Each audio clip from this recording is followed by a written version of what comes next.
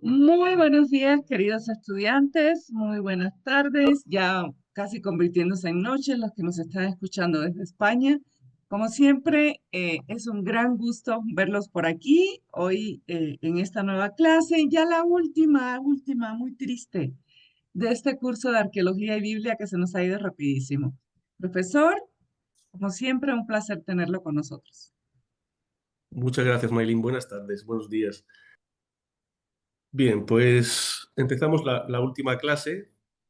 Evidentemente, esta temática es una temática muy amplia, sin duda apasionante y que pues, puede requerir otros próximos cursos, como es lógico. Pero una primera introducción yo creo que es muy interesante para conocer estas ciudades, estos reyes que estamos viendo durante estos días. Bien, para hoy, para clausurar el curso, yo creo que vamos a centrarnos en una de las ciudades más importantes de toda la historia antigua, una ciudad universal, sin duda, ya veremos por qué, una ciudad temida, una ciudad admirada, una ciudad destruida, una ciudad reconstruida, es decir, una ciudad que no dejó nunca indiferente ni a sus defensores ni a sus detractores. Y esa ciudad es evidentemente Babilonia.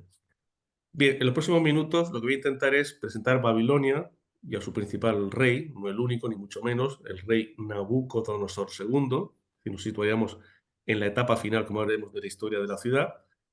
Pero no solo quiero mostrar una ciudad como unos restos arqueológicos, sin duda admirables por su importancia y por su envergadura, sino mi idea es dar una visión distinta, una visión, yo diría que renovada, diferente a la que habitualmente se nos cuenta sobre Babilonia. Como digo, Babilonia es una ciudad interesantísima, pero es una ciudad llena, yo diría, de peligros, llena de trampas, llena de mitos, llena de cantos de sirenas. Es decir, es una ciudad muy seductora con la que tenemos que tener mucho cuidado a la hora de acercarnos desde el punto de vista, evidentemente, de la arqueología y de la historia.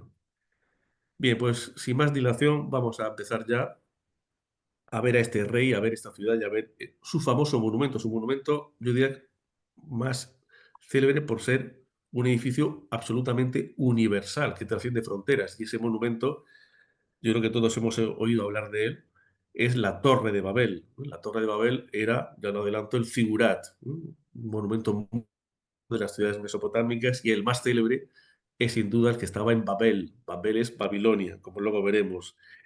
Un monumento, yo como digo, universal, esencialmente porque está en un libro universal. Sí, la Torre de Babel, como saben, aparece descrita en el Génesis 11. De eso hablaremos en los próximos minutos. Bien, por tanto, vámonos a la geografía en la que nos estableceremos en la clase de hoy. Vamos a abandonar el norte de Mesopotamia. Si en la clase anterior estábamos en el mundo asirio, en la zona del Tigris, y vimos sus principales capitales, con Nínive a la cabeza. Hoy nos vamos a centrar en el sur mesopotámico, en el sur del actual Irak, en la ciudad de Babilonia, que la tenemos situada aquí, pues más o menos a unos 90 kilómetros al sur de la actual ciudad de Bagdad, la capital del moderno Irak. Bien, como me gusta, hay que situarse en el tiempo. Es muy importante ver que la historia de Babilonia es una historia milenaria, es una historia compleja, es una historia que, bueno, habitualmente organizamos en tres fases características, como solemos hablar los historiadores, arqueólogos también: paleo, medio y neo-babilónico.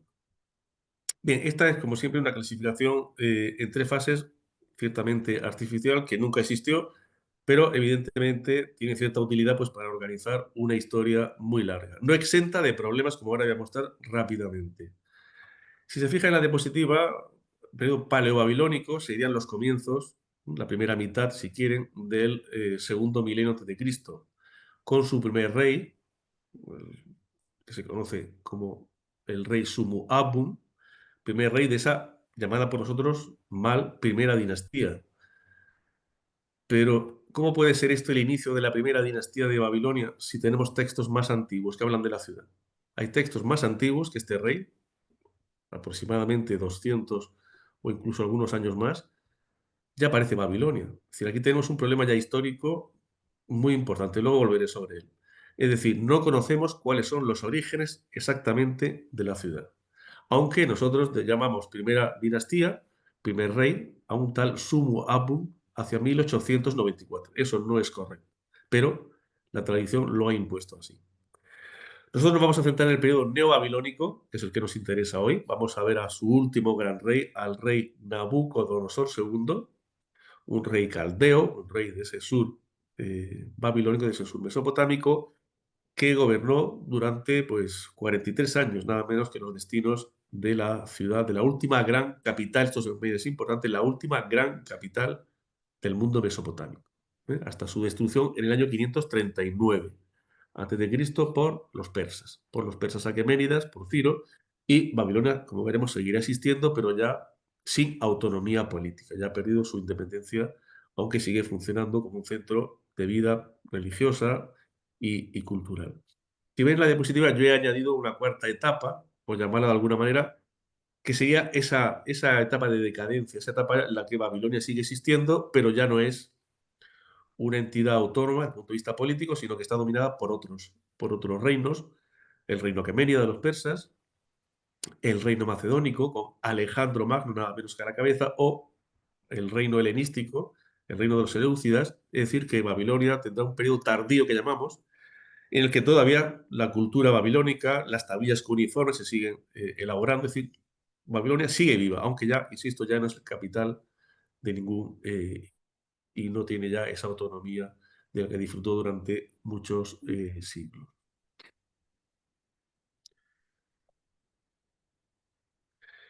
Bien, como hice el otro día, también vamos a situar Babilonia, es importante, en el punto final.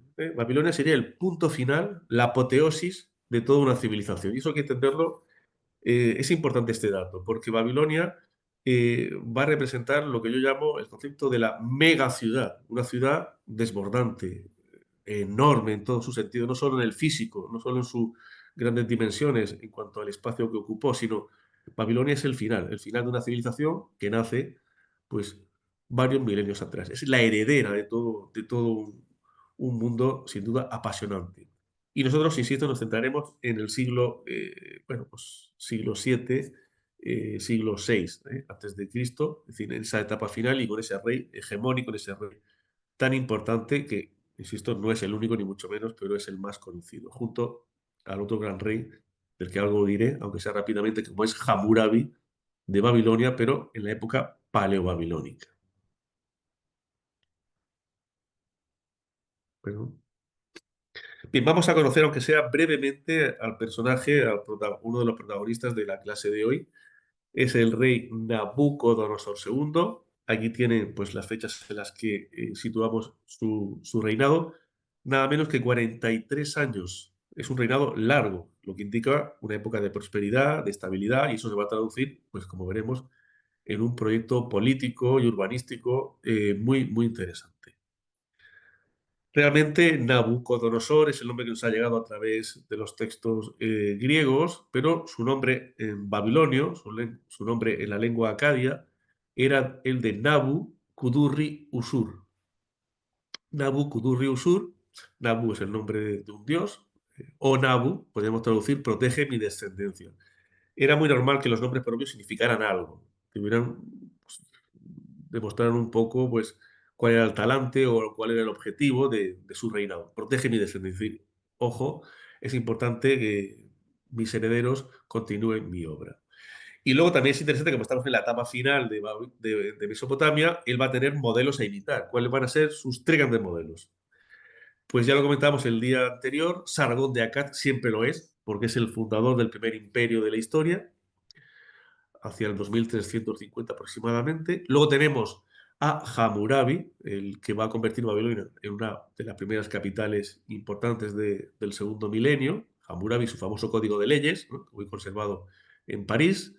Y Nabucodonosor I, del que va a tomar su nombre, que va a ser un rey hegemónico dentro de Babilonia. Son sus tres modelos, sus tres eh, paralelos, digamos, de los que va a tomar diferentes aspectos. Para construir, eso sí, de forma muy personal, su reinado marcado por, como era habitual, un rey conquistador, un rey constructor. No voy a insistir en las diferentes campañas, ahí está en la diapositiva, que va a llevar a cabo. Sí voy a insistir en dos fundamentales, porque son las que más nos interesan también dentro de la temática de este curso. Evidentemente son la primera y la segunda toma o conquista de la ciudad de Jerusalén. En el año 597 la primera y en el año 587 la segunda toma de Jerusalén.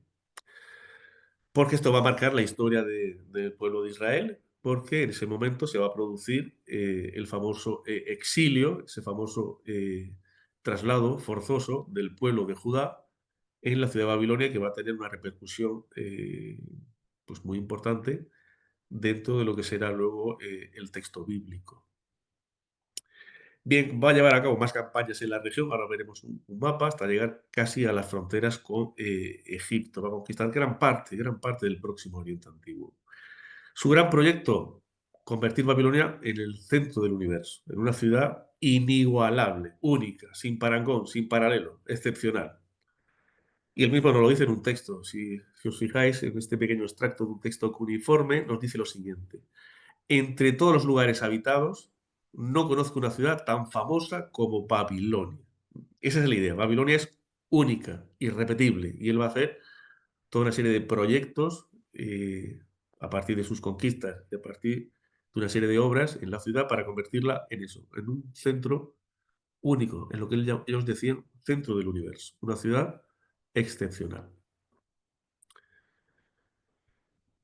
Bien, y en ese proyecto de rey conquistador podemos ver en este mapa, en este color violeta, el color rojo sería el imperio babilónico en tiempos de Hammurabi, en el segundo milenio, y en este color violeta podéis ver más o menos aproximadamente la geografía que comprenderá su imperio a partir, pues eso, ya en los finales de su reinado hacia el 562.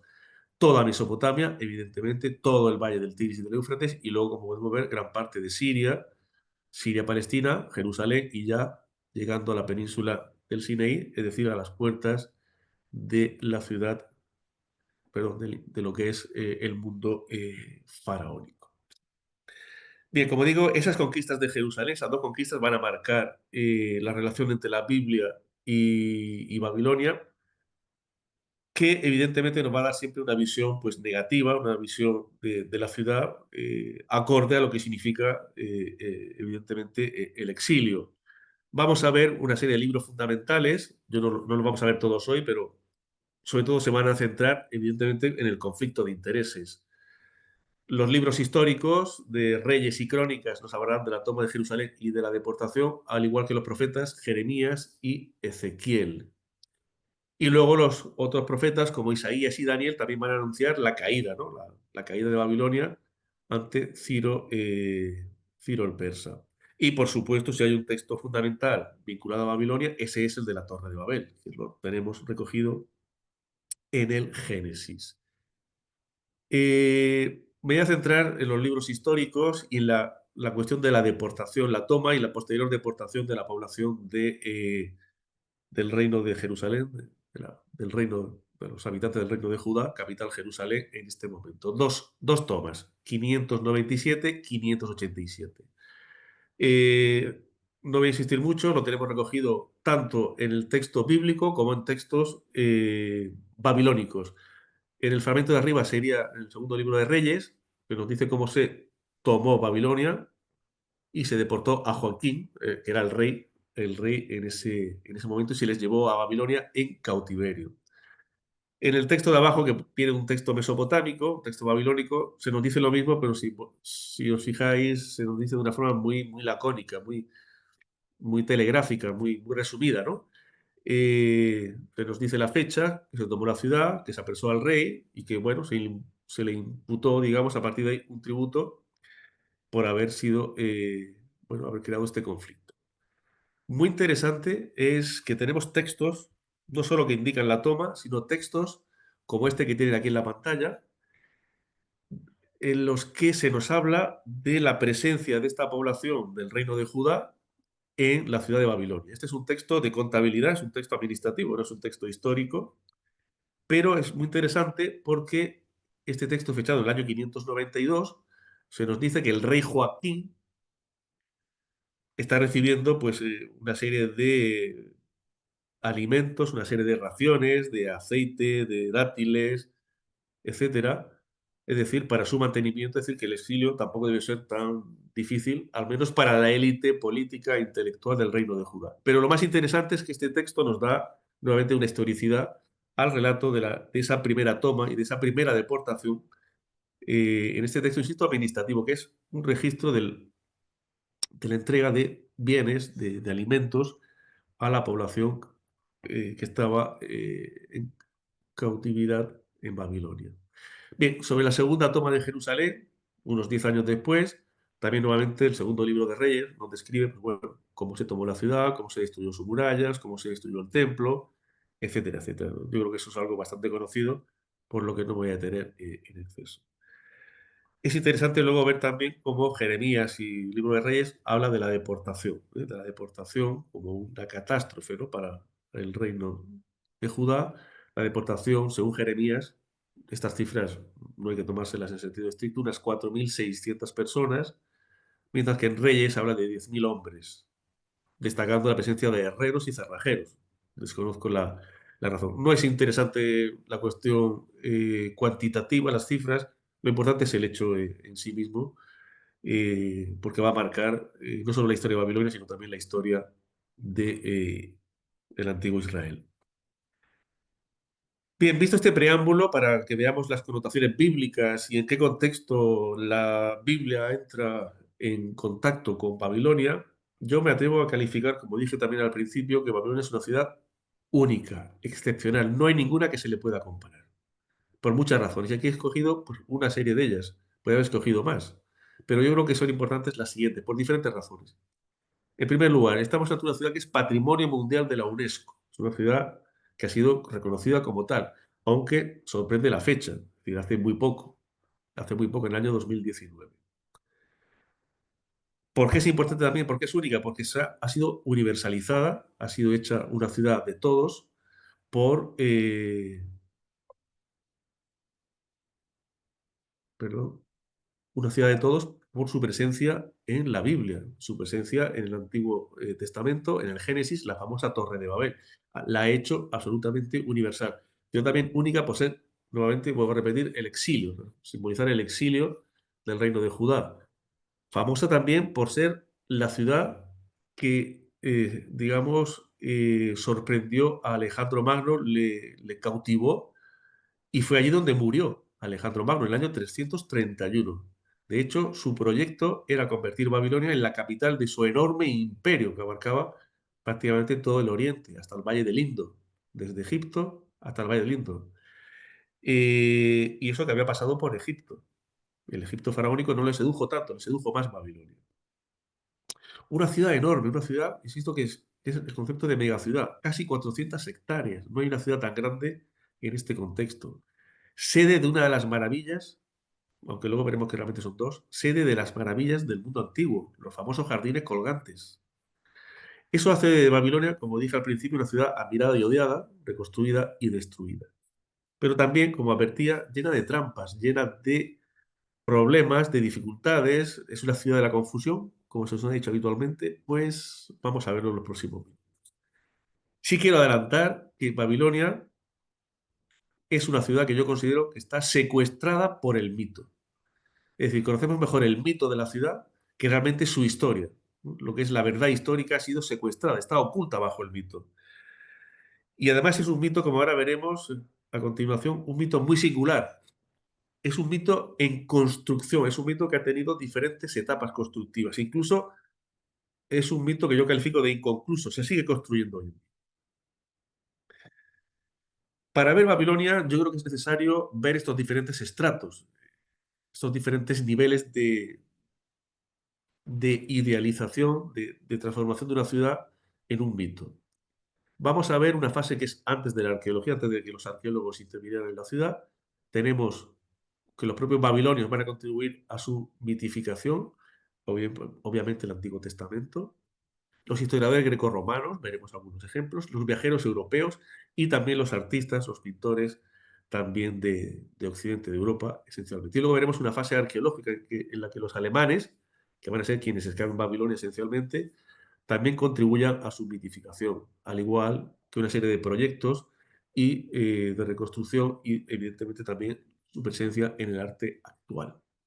Bien, vamos a ver un ejemplo de cada uno de estos niveles de mitificación de la ciudad y que han hecho que la ciudad haya perdido su valor histórico. Por ejemplo, dos textos babilónicos, dos textos escritos por los protagonistas de esta historia, por los habitantes de esta ciudad. El primero, que es un pequeño fragmento, fíjense la cantidad de calificativos que utilizan para referirse a su ciudad. Babilonia, la ciudad de los cielos, la ciudad donde el lujo es la ciudad de la verdad y la justicia, la ciudad que se une el cielo o que une el cielo y el mundo inferior, la ciudad que aniquila a sus enemigos, la ciudad que ha recibido la sabiduría, la ciudad santa y así hasta 50 epítetos a cual más grandilocuente. Esto es un texto del siglo XII antes de Cristo. O esta inscripción que vimos antes, lo vuelvo a recuperar, entre todos los lugares habitados no conozco una ciudad tan famosa como Babilonia. ¿Era Babilonia todo esto? No, ni mucho menos. Babilonia no era el centro del universo, no era el centro de Mesopotamia hasta sus momentos finales. Era una ciudad, insisto, que hasta la llegada de Hammurabi y luego de Nabucodonosor fue una ciudad menor, secundaria. Sin embargo, os podéis fijar aquí cómo se está construyendo una ciudad que realmente no existió, ensalzando todas sus virtudes y algunas incluso pues modificándolas o inventándolas si es necesario. Primer nivel, por tanto, de mitificación, los propios babilonios la transforman en una ciudad que realmente no tenía ese prestigio a ese nivel que ellos nos relatan. Evidentemente, si hay un texto que contribuye a la mitificación de la ciudad, ese es el Génesis 11, y su descripción de esa famosa torre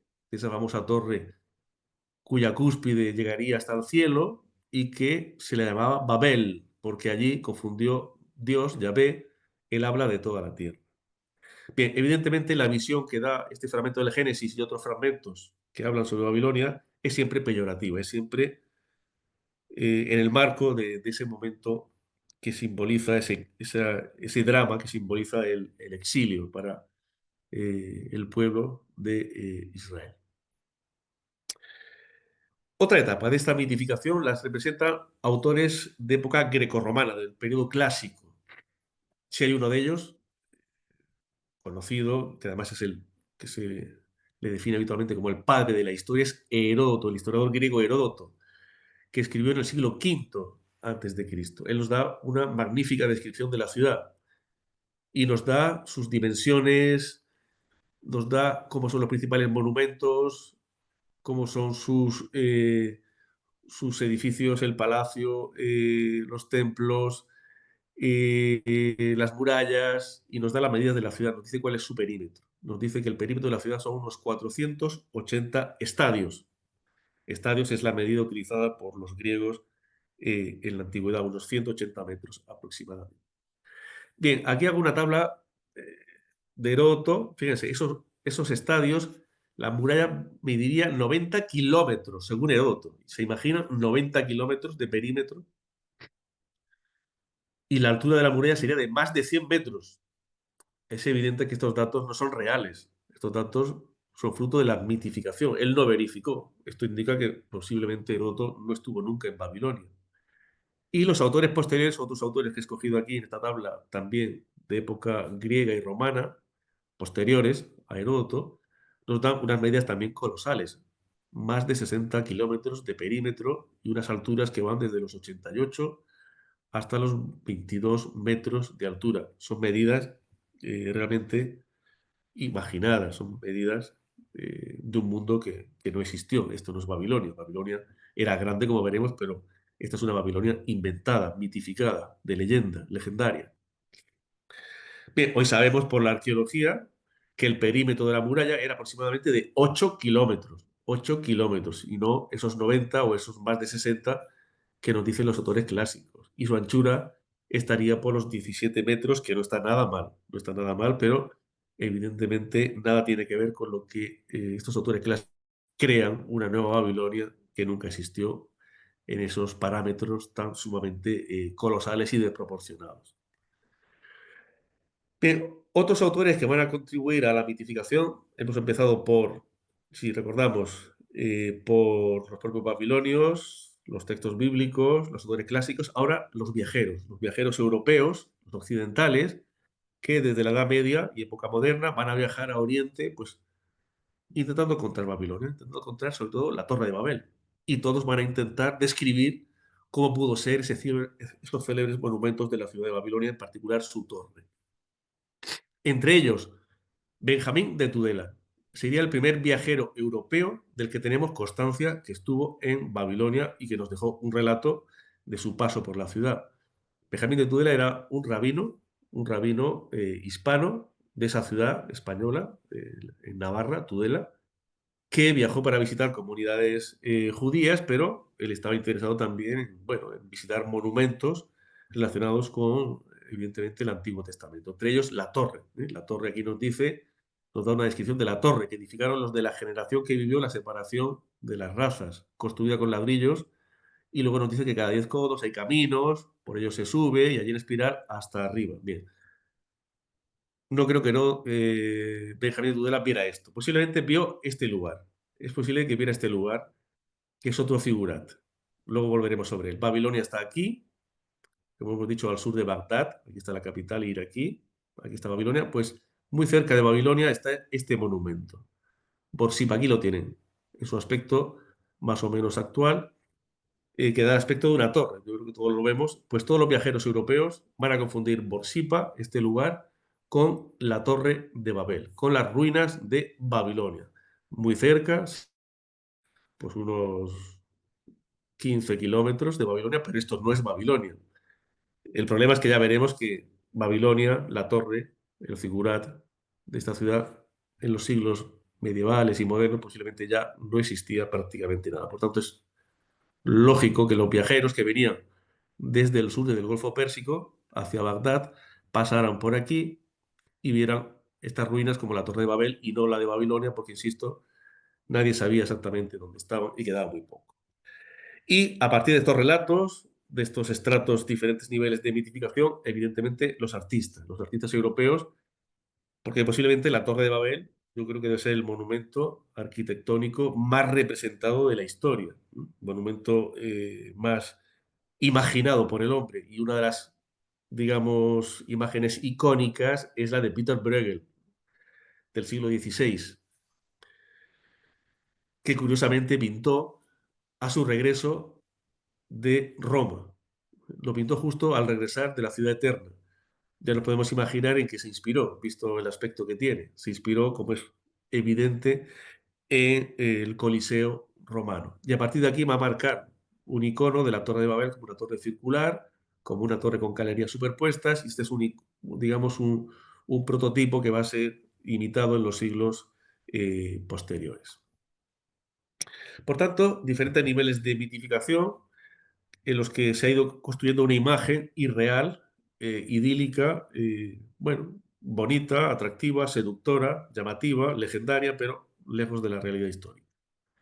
Bien, habrá que esperar hasta que justo el último año del siglo XIX y principios del XX, por fin la arqueología viaje a Babilonia y se ocupe de excavar, por fin ya, el yacimiento.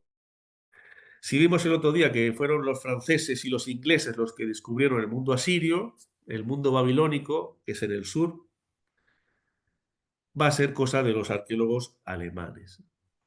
Sí, hubo que esperar hasta que Alemania tuviera las condiciones políticas para que este proyecto se llevara a cabo. Patrocinado por el emperador Guillermo II a partir de la proclamación del Imperio Alemán.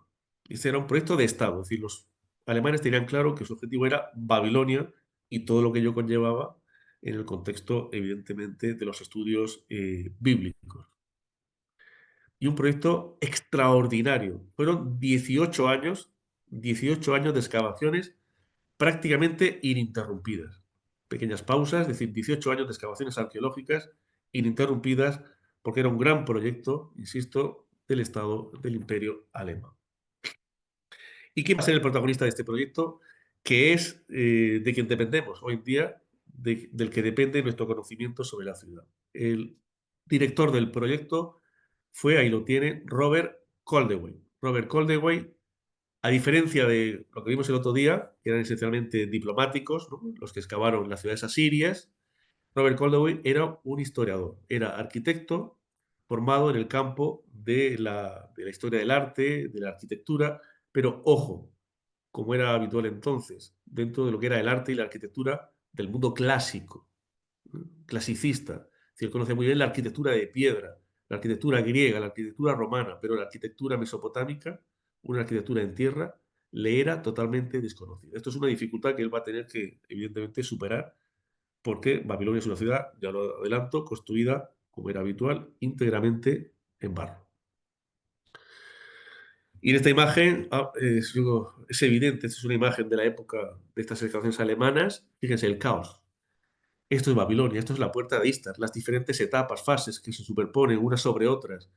Comprender esto es realmente todo un reto si no se tiene experiencia en lo que es la arquitectura de tierra, su destrucción, su reconstrucción, pues ese es el reto al que se tuvo que enfrentar Robert Caldewey y que yo creo que superó, es decir, con buena nota, teniendo en cuenta las dificultades en las que tuvo que llevar a cabo su trabajo. Bien, 18 años de excavaciones ininterrumpidas, pero es importante saber qué es y cuánto se excavó de la ciudad. ¿Qué se excavó y cuánto? Bien, en este plano pueden ver el color, pues vamos a llamarle salmón, color rosa, los diferentes edificios que fueron excavados de la ciudad. Porque, y ahora lo veremos en porcentajes, tenemos un conocimiento igual por épocas y por edificios. Vamos a ver primero por épocas y luego vamos a ver edificios. Para la época más antigua, la paleobabilónica, se estima que se excavó de la ciudad aproximadamente el 0,04%. No sé si se dan cuenta del porcentaje del que hablamos. Muy poco, poquísimo. Básicamente porque era la ciudad que estaba más profunda y era muy difícil de alcanzar. Para la época intermedia, la época medio babilónica, pues un porcentaje similar, un poquito más. Y para la época neobabilónica, incluso persa, se excavó un 3% de la ciudad. ¿Qué es un 3%? Son 11 hectáreas, es muchísimo, pero porcentualmente es muy poco. Esto es importante porque vamos a ver qué es lo que se excavó, básicamente. Se excavaron los palacios, los principales palacios, se excavaron parte de las murallas, que es esto que ven por aquí, y se excavó el centro religioso, el Zigurat y el templo del Esagil, y lo único del urbanismo, un poquito, un barrio, un sector de un barrio de la ciudad, en este sector que les estoy marcando con el número 5. Pero fíjense en blanco la cantidad de espacio que quedó sin excavar en este sector de la ciudad, y en este otro sector, que estaba dividido por el río Éufrates, fíjense exactamente, se excavó el 0%. Es decir, prácticamente la mitad de la ciudad está sin intervenir arqueológicamente. Bien, esto es importante que lo conozcamos porque estos son los datos que tenemos y los que no tenemos a la vez. Es importante saber que nos falta muchísimo de la ciudad, muchísimo. Eso condiciona mucho, por tanto, nuestra interpretación de la misma. Bien, los alemanes empiezan a excavar y también van a contribuir, vamos a ver, en cierta medida, a mitificar la ciudad. Vamos a ver algún ejemplo. El más evidente. Si han estado en Berlín, en el Museo de Pérgamo, han tenido esa oportunidad, pues habrán podido observar la puerta de Istar, que es una de las 8 puertas de la ciudad. Una puerta extraordinaria. Ahí tienen la imagen en blanco y negro en la que se ve el aspecto o cómo llegó a la puerta. Es así como llegó en 500 cajas, en miles de fragmentos de ladrillos esmaltados que hubo que recomponer para reconstruir la puerta dentro del museo. Aquí la tienen a la izquierda, esta es la imagen actual, este es el aspecto que tiene hoy en día en Berlín esta puerta de la diosa Istar, diosa del amor y de la guerra, una diosa muy importante en el mundo mesopotámico.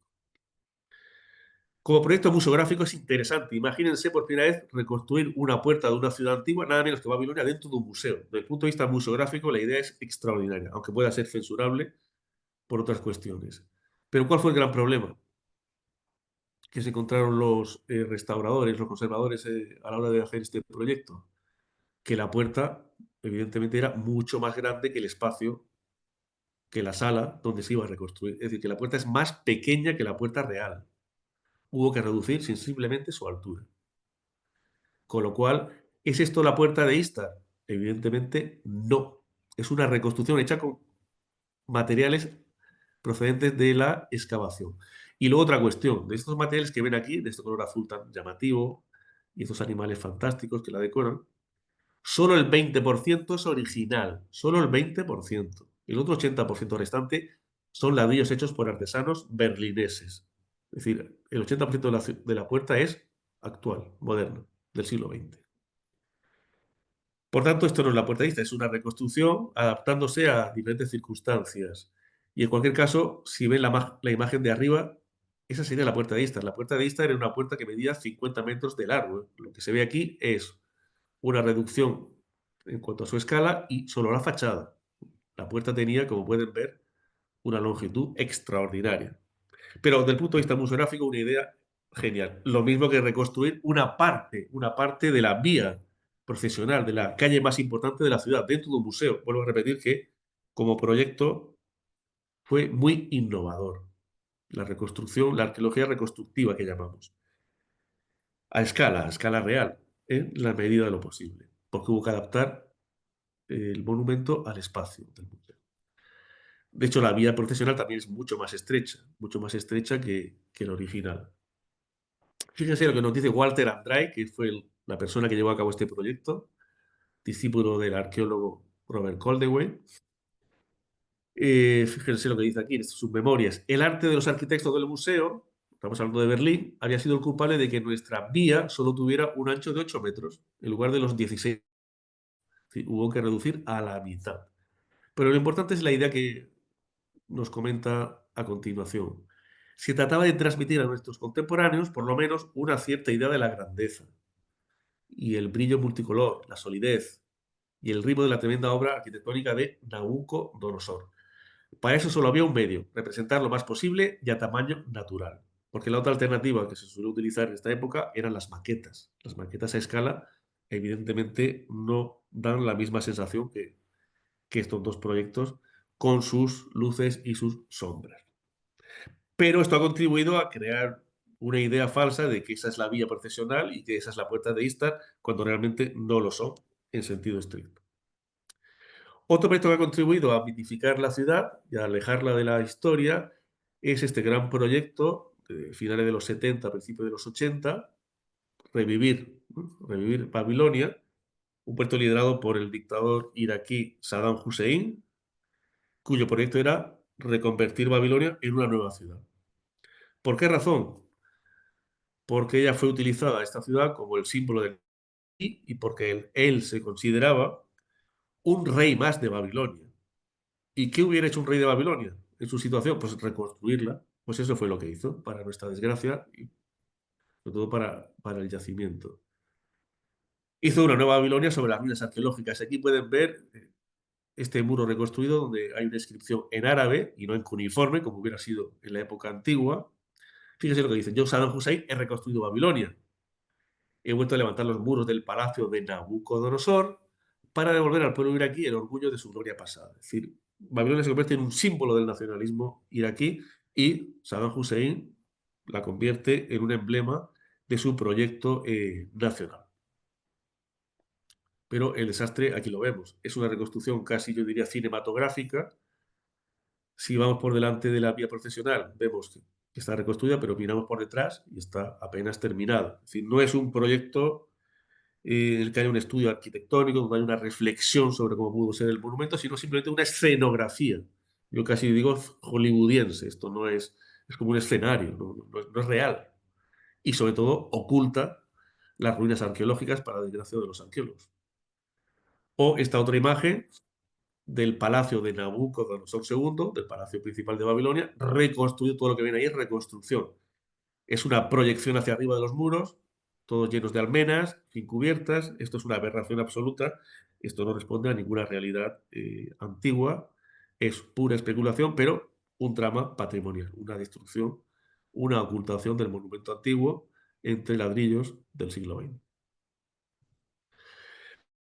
Bien, por eso los arqueólogos alemanes también contribuyeron, los reconstructores iraquíes de la ciudad también ha contribuido, y también ha contribuido porque el mito que se ha ido gestando desde la antigüedad, sigue vivo y se sigue especulando sobre la ciudad y sobre sus monumentos. Y especialmente, si hay uno sobre el que se sigue especulando ahora mismo, es la famosa Torre de Babel, el Zigurat de Babilonia.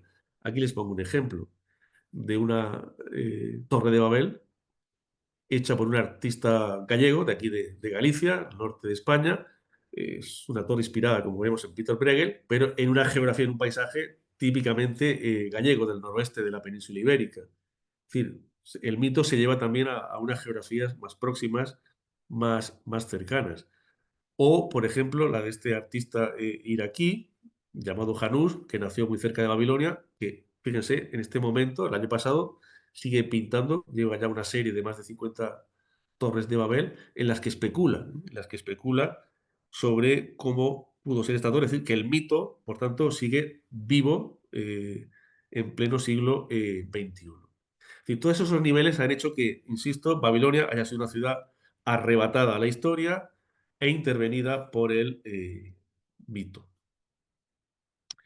Bien, en esta segunda parte de la clase, ahora me voy a detener en analizar pues, una serie de edificios que son sin duda los más emblemáticos de la ciudad, entre otros. Voy a acercarme, aunque sea poco, a los palacios. Me voy a detener en los famosos jardines colgantes, porque todo el mundo debe hablar de ellos. Y, cómo no, intentaré especular sobre cómo pudo ser realmente la Torre de Babel. Es decir, cómo pudo ser ese monumento en realidad, al margen de estas ilustraciones tan espectaculares y, sin duda, algunas de una gran belleza que hicieron los artistas ya desde los siglos medievales y posteriores.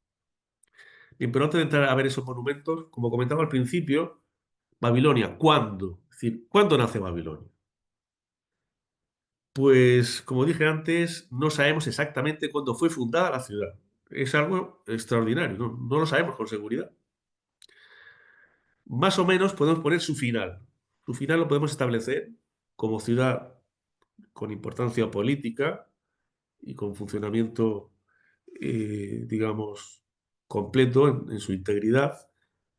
El final lo podemos situar hacia el 300 a.C., porque en ese momento los reyes helenísticos construyen otra ciudad para sustituirla, cerca. Esa ciudad es Seleucia, enfrente del Tigris, enfrente del Éufrates, al otro lado, ¿vale? Ahí suponemos que Babilonia ya decae como capital política, aunque sigue teniendo un interés cultural, religioso. Sigue siendo un símbolo. Pero como capital decae totalmente al construirse el rey Seleuco una ciudad con su propio nombre. Bien, el final pues lo podemos situar simbólicamente aquí. En cuanto a los orígenes, pues no tenemos datos seguros. Si hacemos caso a lo que nos dicen los textos, el primer rey fue un tal Sumu-Abum, que fechamos hacia el 1894, pero eso es falso, porque tenemos más referencias en otros textos, más antiguas. Ese no fue el primer rey de Babilonia, aunque se nos suele decir habitualmente, y lo van a leer así. Fíjense, hay un texto de este rey, Sarkalisarri, es un rey que fechamos hacia el 2190, que habla ya de Babilonia con claridad, en un texto. No es especulativo, es que está perfectamente leído en una tablilla cuneiforme. O en un texto un poco posterior, un texto administrativo de la tercera dinastía de Ur, de esa ciudad que está aún más al sur de Babilonia, hacia el 2100. Aparece nuevamente citada. Si hay textos del 2200 y del 2100, eso quiere decir que Babilonia ya existía. E incluso es posible que existiera antes. Un ejemplo, ha aparecido cerámica del 2500 en el yacimiento. Fragmentos de cerámica. Es un indicio. Pero si hay cerámica es que hay vida. La cerámica no vuela. La cerámica es los restos de una actividad cotidiana. Hay cerámica. Otra cosa es que ese lugar se llamará Babilonia o no. Eso es diferente. Pero en las ruinas de Babilonia hay cerámica muy antigua, del 2500. E incluso hay un texto, un fragmento de un texto, que podemos leer lo siguiente. Bar, ki, bar. Ki es, no hace falta leerlo, es un determinativo de lugar. Es decir, que lo que hay aquí es bar, babal, Babilonia, no lo sé. Si hay un texto que posiblemente hacia el 2500 cita Babilonia, posible. Seguro, no lo sé. Seguro sí que es este texto del 2190 y este otro texto del 2100. Por tanto, sus orígenes tienen que estar ahí. tiene que estar ahí, y no a comienzos del segundo milenio, como nos dicen habitualmente los historiadores. En esa época que llamamos paleobabilónica. Mal llamada paleobabilónica porque hay una época más antigua. Pero, digamos, tenemos aquí un problema que resolver. También la arqueología nos da un dato muy interesante. Si se fijan en este plano, aquí tienen un esquema de la ciudad, de sus murallas, de este gran rectángulo. Pues si trazamos dos diagonales en este gran rectángulo, la intersección de estas dos diagonales es justo en la escalera de la torre, del figurat de Babilonia, de la torre de Babel. Parece lógico pensar que la torre funcionó como el eje generador de la ciudad. Es decir, esto no es una casualidad, no lo creo, no lo creo. Es decir, se planificó la ciudad y en su centro neurálgico se situó el figurat. ¿Qué quiero decir con esto? Pues que el figurat nace, los figurat más antiguos de Mesopotamia son del 2100. 2100, 2150 aproximadamente. Es decir, que encaja muy bien con esos primeros textos que hemos visto. Y es posible que el origen de la ciudad esté aquí, hacia el 2150, 2100 antes de Cristo. Pero no deja de ser, insisto, una hipótesis. En cualquier caso, la ciudad es más antigua que esa famosa primera dinastía que van a leer en cualquier libro. Bien, la ciudad es esto, la ciudad es un gran rectángulo de unos 2,5 por 1,5 kilómetros, lo que en superficie nos da unas 375 hectáreas. Una ciudad enorme. No hay una ciudad tan grande, aparte de la de Nínive, de la que hablamos el otro día, tan grande en Mesopotamia. Bien, esa ciudad estaba protegida, estaba defendida por una gran muralla. Todas las ciudades mesopotámicas tenían un mundo violento, es un mundo donde la guerra es normal, como es lógico en el mundo antiguo. Bien, pues las murallas están concebidas, y eso muy poca gente lo sabe porque no es habitual que se explique, como una de las maravillas del mundo antiguo junto con los jardines. Todo el mundo habla de los jardines, pero las murallas también lo fueron. Es decir, otra singularidad de Babilonia. La ciudad tenía dos maravillas, aunque se considera solo una, los jardines y Babilonia como ciudad, pero hubo dos maravillas en el mundo antiguo vinculadas a Babilonia, de esas 7 famosas. Pues una de ellas es la ciudad, sus jardines y sus murallas. Bien, las murallas tuvieron una fase constructiva muy compleja. Yo ahora no me voy a detener aquí porque no creo que sea el momento, pero simplemente por lo menos explicar que tuvieron 3 fases diferentes en su construcción, 3 fases cronológicas. Una primera fase que situaríamos hacia el que sería este muro que se le llama así en los textos, una segunda fase hacia 1300 y una tercera fase en la época de Nabucodonosor. Todo esto da un sistema de defensa realmente espectacular, de más de 17 metros, sin contar el muro del foso y un foso de más de 80 metros de ancho. No sé si se hacen la idea, 80 metros de ancho, un foso con agua, un foso que estaba alimentado con las aguas del Éufrates. Todo un sistema defensivo realmente espectacular que hace que evidentemente se les considere una de las maravillas de la antigüedad. Y dentro de esas murallas, dentro de ese recinto fortificado, insisto que no es nada original porque todas las ciudades tenían esas murallas colosales para protegerse del enemigo, Babilonia tuvo varios palacios. Una única monarquía, como es lógico, un rey absoluto, pero varias sedes.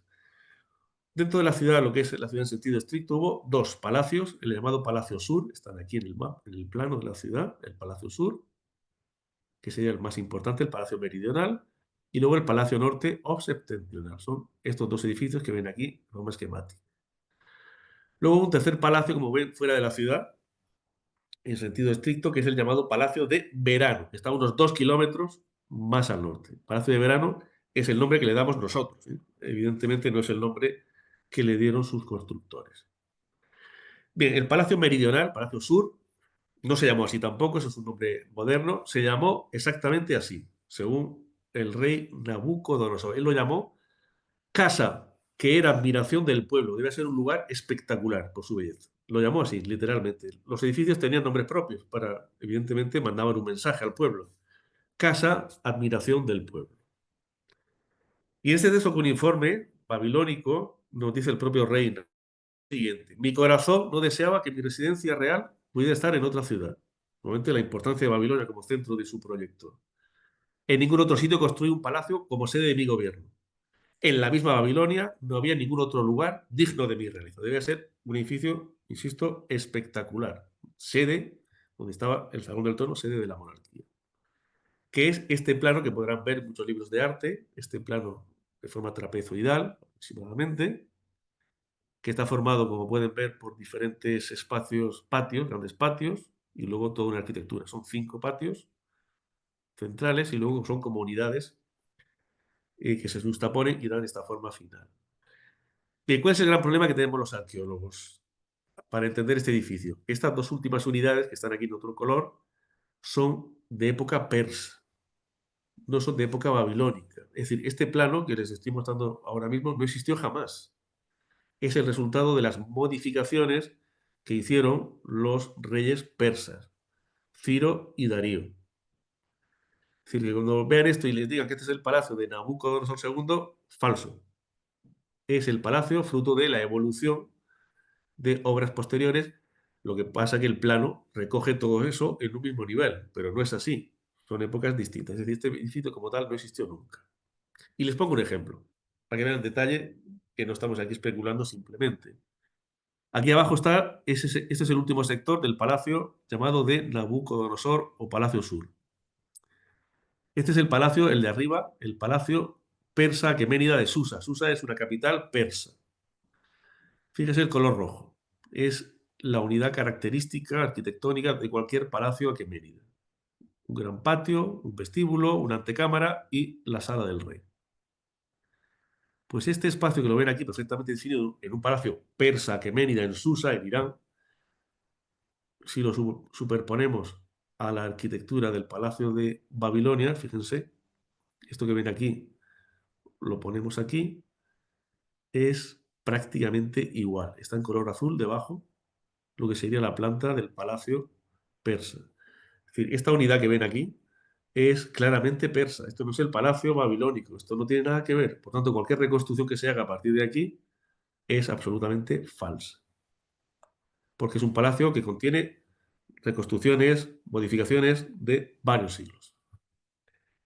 Bien, dentro del palacio hay un espacio fundamental, que es el Salón del Trono. Aquí lo tiene. Justo en el centro hay una sala que destaca, se ve claramente por sus muros enormes, de más de 6 metros, un espacio extraordinario. Bien, pues este espacio extraordinario nadie sabe cómo reconstruirlo. Es un espacio muy complejo, de casi 20 metros de ancho, donde no hay columnas, donde no hay pilares. ¿Cómo cubrir esto? ¿Cuál es la única posibilidad? Aquí ven lo que hizo Colleway. Colleway no sabía qué hacer. Fíjense lo que hizo aquí. Hizo una pantalla enorme, una pantalla CinemaScope para proyectar aquí películas, genial, pero esto no tiene ningún sentido. Es decir, lo que está evidenciando aquí Colleway es que no es capaz. La sala del trono, con los elementos arqueológicos. La única posibilidad es que estuviera cubierta por una extraordinaria bóveda. Es para mostrar nuevamente la importancia del palacio y su envergadura. Una bóveda de medio cañón, una bóveda extraordinaria de casi 20 metros de altura, o un poquito más incluso. ¿Por qué? Porque es la única posibilidad. No se puede cubrir si no hay columnas, si no hay pilares. No se puede cubrir con vigas. La única posibilidad es una gran bóveda. ¿Y por qué son los muros tan gruesos de esta sala? Pues precisamente porque tienen que soportar la tensión de una enorme bóveda de ladrillo, que aquí le voy a mostrar cómo sería aproximadamente. Es decir, tenemos toda la decoración característica de Babilonia y luego al fondo, entrando por esta puerta, estaría el trono del rey. Bien. Esto sería lo que, en una reconstrucción que hicimos recientemente, podría ser el palacio este sí, de Nabucodonosor II, en la que emerge sin duda esta gran bóveda que debe ser un elemento visible desde toda la ciudad. Bien, y llegamos a los famosos jardines, los jardines de Babilonia. Como saben, yo creo que son hiperconocidos, todos hemos ido a hablar que es una de las 7 maravillas del mundo antiguo, pero son jardines que no están exentos de problemas. Vamos a ver cuáles son esos problemas. En primer lugar, no hay ni un solo texto, evidentemente no los tenemos todos, ojalá, pero hay muchos, hay miles de textos babilónicos, no hay ni un solo texto babilónico que hable de ellos. Solo aparecen en textos clásicos. La descripción que luego veremos ahora, a continuación, solo en textos de época clásica. Fíjense de qué época, siglo I antes de Cristo y posterior. Es decir, en siglos muy posteriores al monumento. Los más antiguos son del siglo I antes de Cristo. Entre ellos, pues yo destaco estos dos autores, Diodoro de Sicilia y Filón de Bizancio. Teodoro de Sicilia vivió en el cambio de era, en el cambio del siglo I antes al siglo I después. Y Filón de Bizancio no lo sabemos muy bien, pero pudo vivir en el siglo IV después de Cristo. Fíjense, en una época muy tardía con respecto a los jardines. Y más sorprendente es aún que Heródoto, que como dije antes describe muy bien la ciudad, todos sus monumentos, no dice absolutamente nada de ellos, nada, ni una línea, ni los cita. Y es el autor más cercano en el tiempo, el autor clásico más cercano en el tiempo. Es decir, aquí hay una serie de elementos que provocan cuando menos pues, una duda sobre el monumento. Los clásicos son tardíos, el autor clásico más cercano no dice nada y los textos babilónicos guardan silencio. Bien, vamos a ver qué nos dice, por ejemplo, Diodoro, este autor, como les he dicho, de más o menos tiempos del emperador Augusto. La descripción es muy detallada, parece que está delante de ellos y los está viendo y los está describiendo. Dice que son obra de un rey sirio, que los construyó para dar gusto a una concubina, que era de raza persa y sentía nostalgia de qué? De los prados, de sus montañas, de Persia. Evidentemente Mesopotamia es un país llano, de llanuras. Luego nos dice pues, todo cómo se construyen los materiales, que las terrazas soportaban el jardín, que era escalonado. Bueno, nos da muchos más detalles, que ahora no me voy a detener. El texto continúa, que la cubierta era de plomo, pues si era de plomo tendría que soportar un peso enorme para protegerse de la humedad, evidentemente. Que había árboles de todas las especies, que había máquinas para bombear agua. Imagino que está hablando sin decirlo, del llamado tornillo de Arquímedes. Bien, es decir, toda una descripción que sin duda responde a la pura imaginación. Bien, a partir de aquí, los investigadores han intentado localizar dónde estaban los jardines dentro de la ciudad. Yo creo que esto ha sido un error. Lo que había que hacer primero era demostrar su existencia y luego buscarlos, y no buscarlos directamente. Primero demostremos que existieron y luego intentamos buscarles una ubicación. Pero bueno, voy a mostrar rápidamente algunas de las propuestas que se han hecho. Evidentemente todas se han centrado en la zona del palacio, ¿eh? La zona del Palacio Sur, Palacio Norte, ¿vale? Y alrededores. Y cerca del río, evidentemente porque precisarían de agua. Bien, uno de los lugares que más éxito ha tenido entre los autores, ya desde Coldewey, es esta esquina del palacio. Porque aparece ahí una estructura, como pueden ver, muy singular, aquí se ve mejor, que se supone que eran los soportes de unas bóvedas. Esta sería la reconstrucción. Unas bóvedas y luego soportando pues, unos parterres escalonados donde estarían estos famosos jardines, en ese ángulo del palacio de Nabucodonosor. Bien, hoy sabemos que esto no es posible porque lo que realmente es esta zona es una zona de almacenes de productos agrícolas y de archivo. Es aquí donde apareció, por ejemplo, la famosa tablilla esta que les dije de Joaquín, apareció aquí. Es decir, no es una zona de jardines, es una zona de actividad económica, de gestión dentro del palacio. Bien, por tanto, si no es aquí, alternativas en esta zona próxima al río, en esta zona que se supone que era escalonada, se han hecho varias reconstrucciones de cómo pudo ser estos jardines en ese sector, insisto, ya más próximo al río Éufrates. O este sector o este otro que ven, podría ser también con este bastión, este gran monumento que hay aquí. Bien, ninguna de ellas responde a una realidad. A partir de aquí lo que se ha ido es especulando, fíjense nuevamente, vamos a los siglos modernos, al siglo XVI, vemos aquí al fondo una reconstrucción de los jardines colgantes, siguiendo una arquitectura abovedada, superpuesta, las terrazas, en función de lo que dicen los clásicos. Es decir, a partir de aquí y en el Renacimiento se empieza a soñar con Babilonia, a inventar una Babilonia y unos jardines que van a llegar hasta nuestros días como una de las maravillas de la antigüedad. Y evidentemente, bueno, podemos especular, fíjense, en esta visión romántica, ¿no? El harén, en esos jardines babilónicos. Muchísimas ilustraciones de diferentes épocas, incluso cinematográficas. La película de Alejandro Magno, de Oliver Stone, aquí tiene una reconstrucción de los jardines eh, de Babilonia. Aquí tiene otro aspecto de cómo pudo ser, otro autor del siglo XX, principio del XX. Es decir, toda una especulación que no responde a ninguna realidad. La pregunta que había que hacerse no es dónde estaban ni cómo eran exactamente, sino si hubo unos jardines colgantes. ¿Existieron realmente? Pues yo vuelvo a los datos que hay y que no hay. Yo no puedo decir que no hubo jardines, pero en cualquier caso puedo decir que no tenemos datos seguros de su existencia. Los textos contemporáneos guardan silencio, no dicen nada. Heródoto, que es el autor más fiable, no dice nada. Y solo hablan de esos jardines autores grecorromanos tardíos. Y la clave puede estar en lo que voy a mostrar a continuación. Es posible que entre esos autores clásicos, tardíos, que nunca estuvieron en Mesopotamia, confundieran Babilonia con Nínive.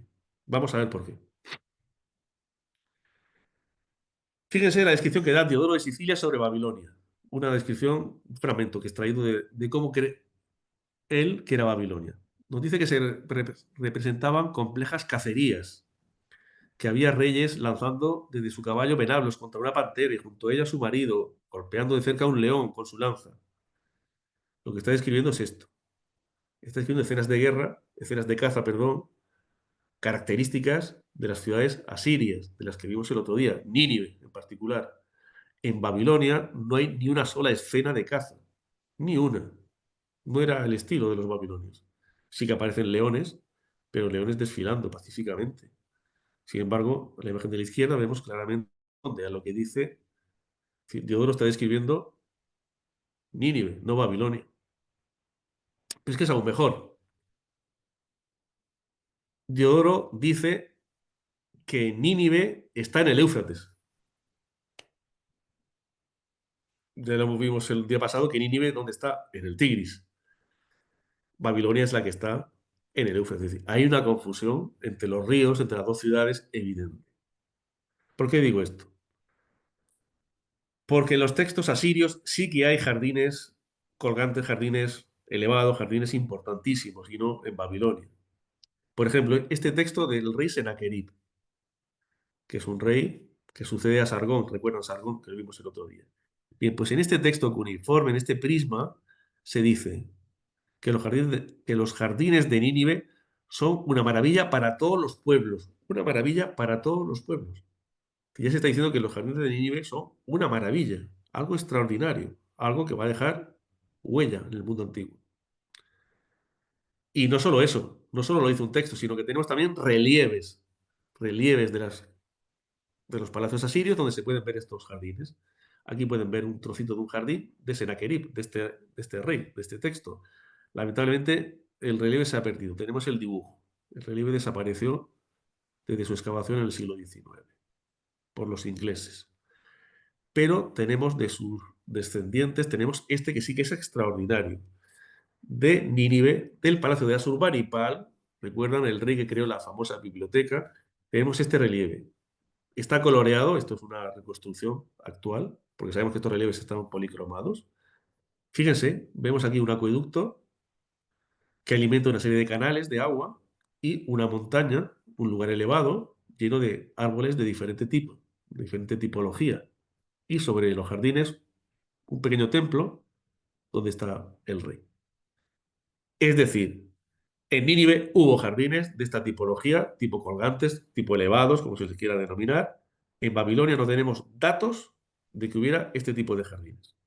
Y es posible que esa confusión que tuvieron los historiadores de época clásica tardía entre Nínive y Babilonia haya provocado este error en la transmisión de un dato que no es correcto.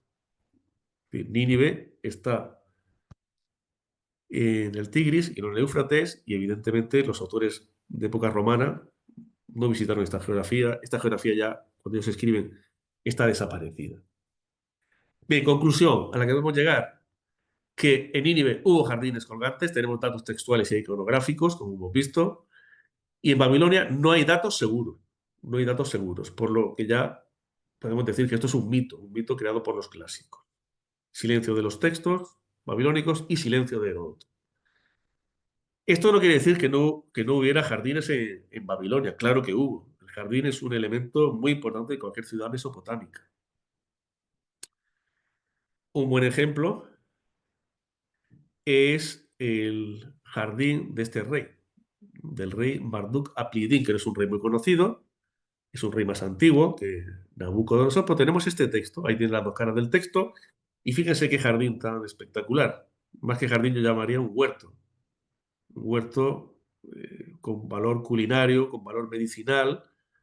Fíjense que se cultivaba en estos jardines reales.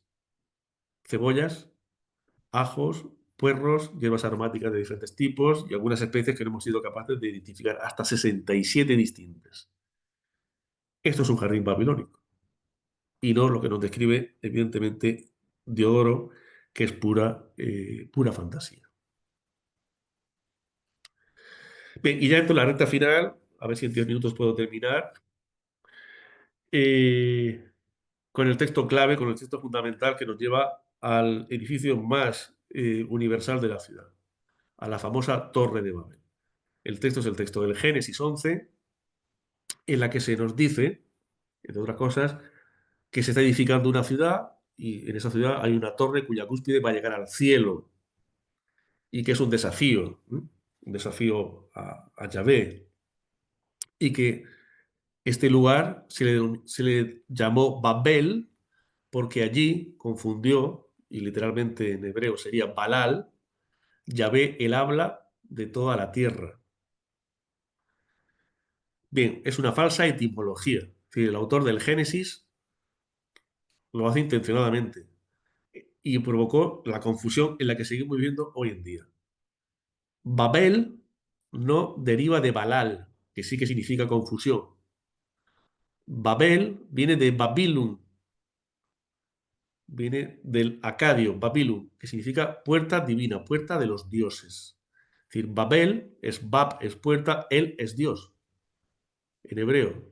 Lo mismo que Babilum en acadio, puerta divina. Es decir, que esta falsa etimología era intencionada, evidentemente. Hizo un juego el autor del Génesis o autores y crearon pues la confusión en la que hoy en día seguimos hablando, ¿no? De la confusión de lenguas y realmente la confusión es intencionada sin duda, la de generar este caos en torno a este monumento tan importante para los babilónicos.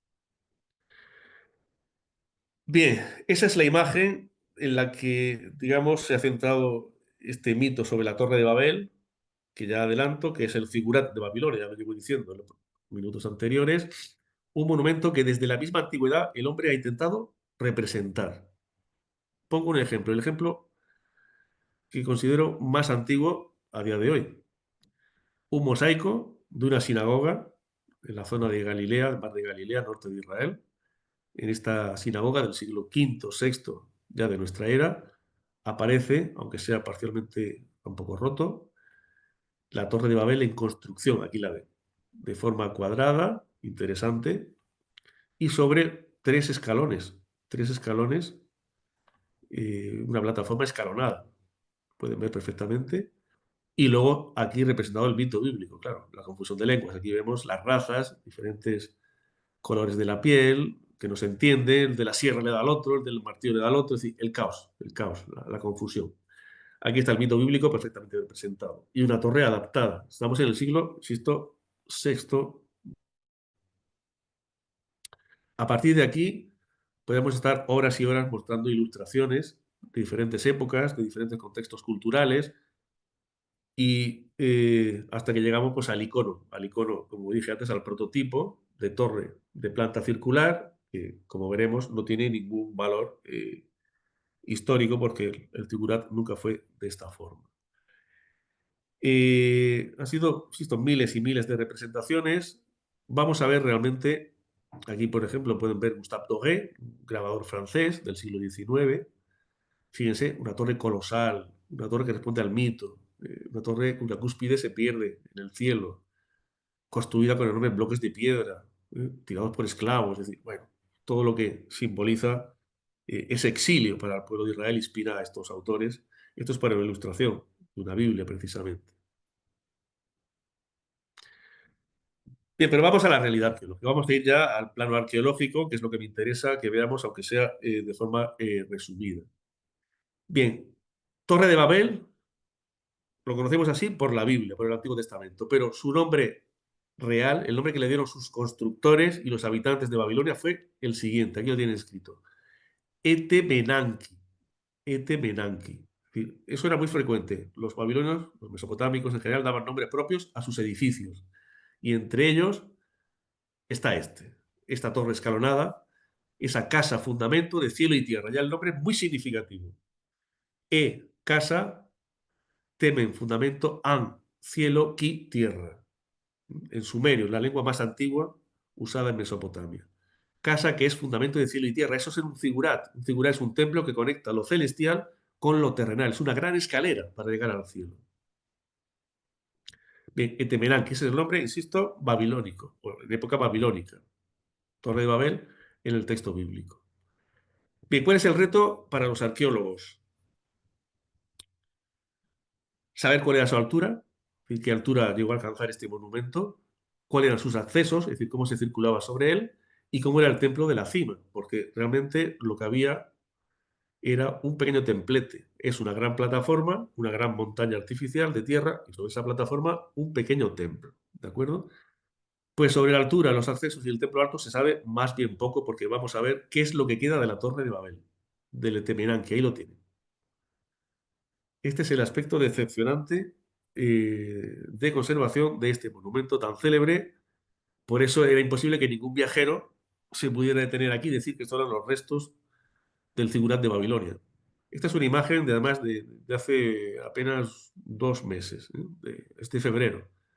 Es una zona inundada, es una zona deformada, fotos aéreas, donde algo se ve. Fotos cenitales, aquí se ve un poquito más. Y vemos un poco la planta cuadrada, el corazón, el núcleo. Recuerden, arquitectura en tierra. Esto es importante. Luego, aquí ven como un canal, es la impronta en negativo de la escalera central. ¿De acuerdo? Vamos a ver alguna imagen más aérea. Lo que mejor se ve sería esta de la izquierda, en esta composición, pero que vean el corazón de adobe, el agua que inunda parte del monumento y este canal que entra aquí, que es, insisto, la impronta de una escalera desaparecida, ¿vale? De una escalera central hoy no conservada. Bien, en 1913 se pudo excavar por primera vez y luego en los años 60 se hizo alguna verificación. ¿Qué nos da la arqueología? Nos da un monumento de planta cuadrada, hemos visto, de más de 91 metros, dos escaleras laterales, aquí las ven, marcadas con estas flechas en verde, y la escalera central que comentaba antes. Y este es el aspecto que tenía en los años 60, ¿de acuerdo? En la segunda reexcavación. En el año 13, primera excavación, años 60, no recuerdo, 62, 68, pues hicieron pequeñas verificaciones, ¿de acuerdo?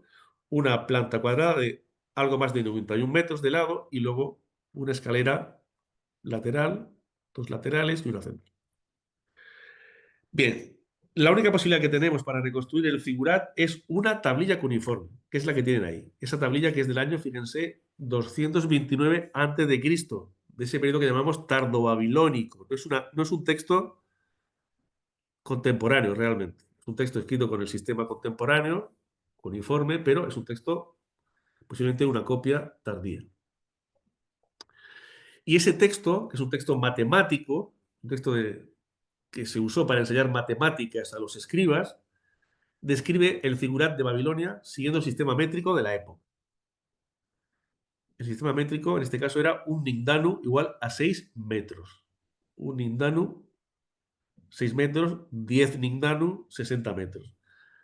Recordad que los mesopotámicos tenían un sistema decimal y también con base 60, sexagesimal, que seguimos usando hoy en día. Precisamente que es el que me está traicionando a mí, que son los minutos, esos 60 minutos que no paran de avanzar. ¿Vale?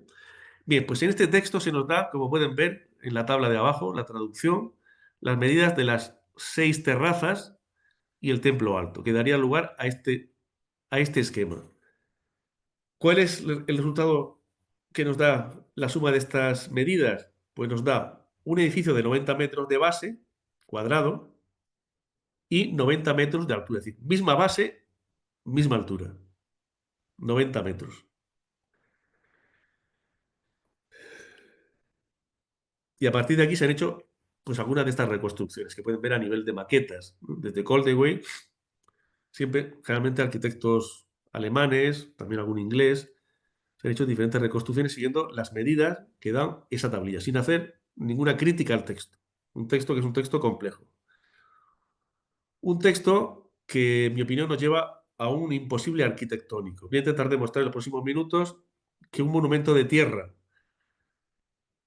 con la base de 90 metros y la altura de 90 metros, es decir, misma base, misma altura, es imposible de construir con tierra y en Babilonia.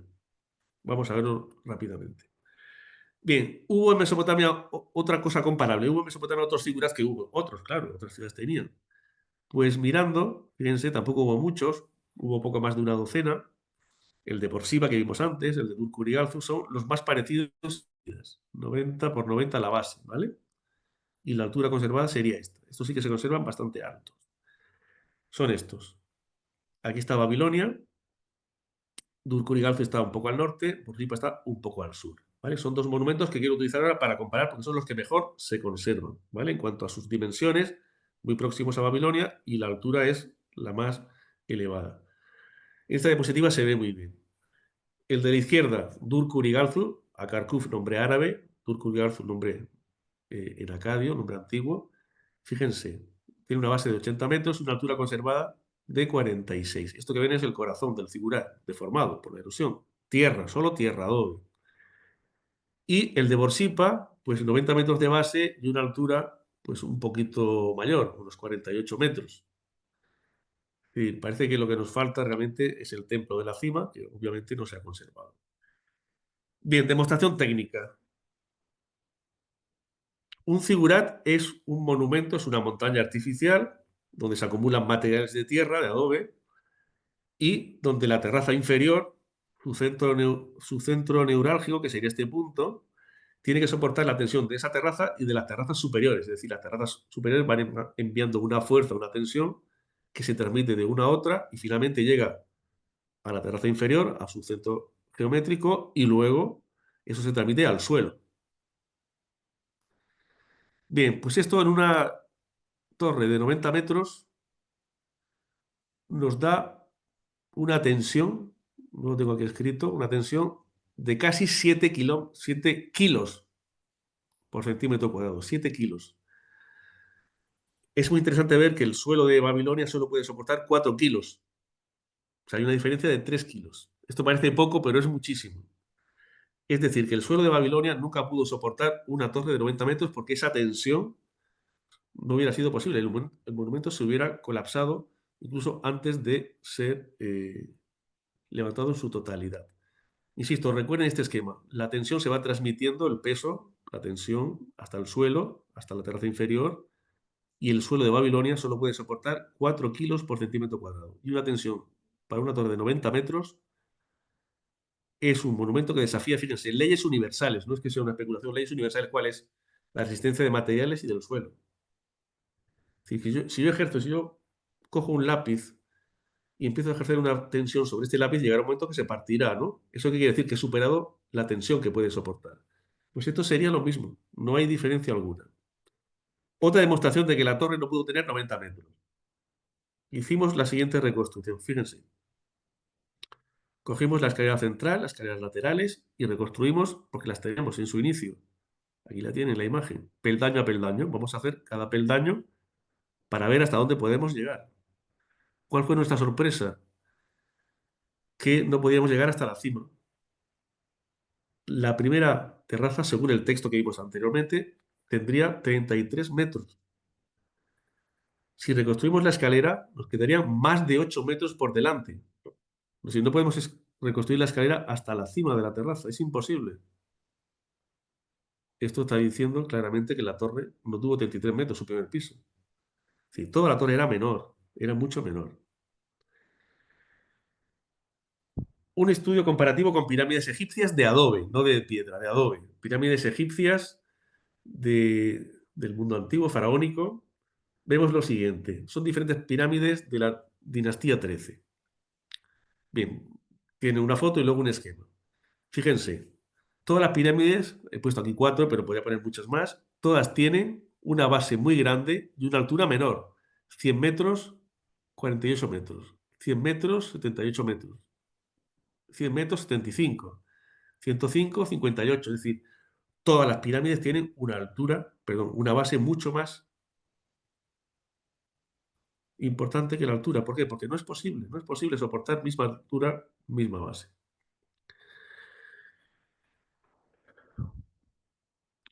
Otra deducción para ver cómo pudo ser la torre. Bien, ahí tienen el esquema de 90 metros. Base, 90 metros, altura. Miren, el talud natural es de 43 grados. Ejemplo fácil de entender. El típico reloj de arena. Cuando vemos caer la arena por gravedad, esa pendiente que vemos dentro del reloj de arena es de 43 grados perfecto.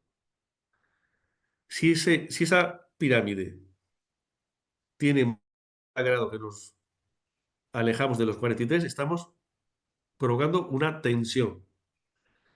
Pues una torre de 90 metros tendría entre 59 y 63 grados en su pendiente. Es una barbaridad. Es imposible en tierra.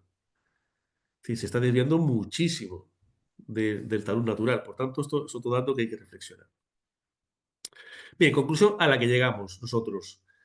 La torre tradicional de 90 metros, según el texto, misma base, desafía la estática, desafía la resistencia de materiales. Esto da una tensión, si ven, más de 6, yo dije 7, entre 6 y 7 aproximadamente. Esto es una anomalía, esto es imposible de construir. No hay otra posibilidad. La altura máxima estaría entre el 50 y el 70% de la base, no puede ser más. Si la base tenía 91 metros, 90 metros, 91, la altura estaría entre 45, 60, 63 máximo. Y esto nos da una tensión, si fuera así, que esto es muy interesante, de 3,81 kilos por centímetro cuadrado. Justo por debajo de los 4 que puede soportar el suelo de Babilonia.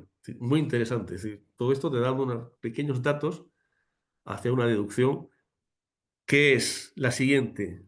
El texto en el que todos se han basado lleva a un absurdo.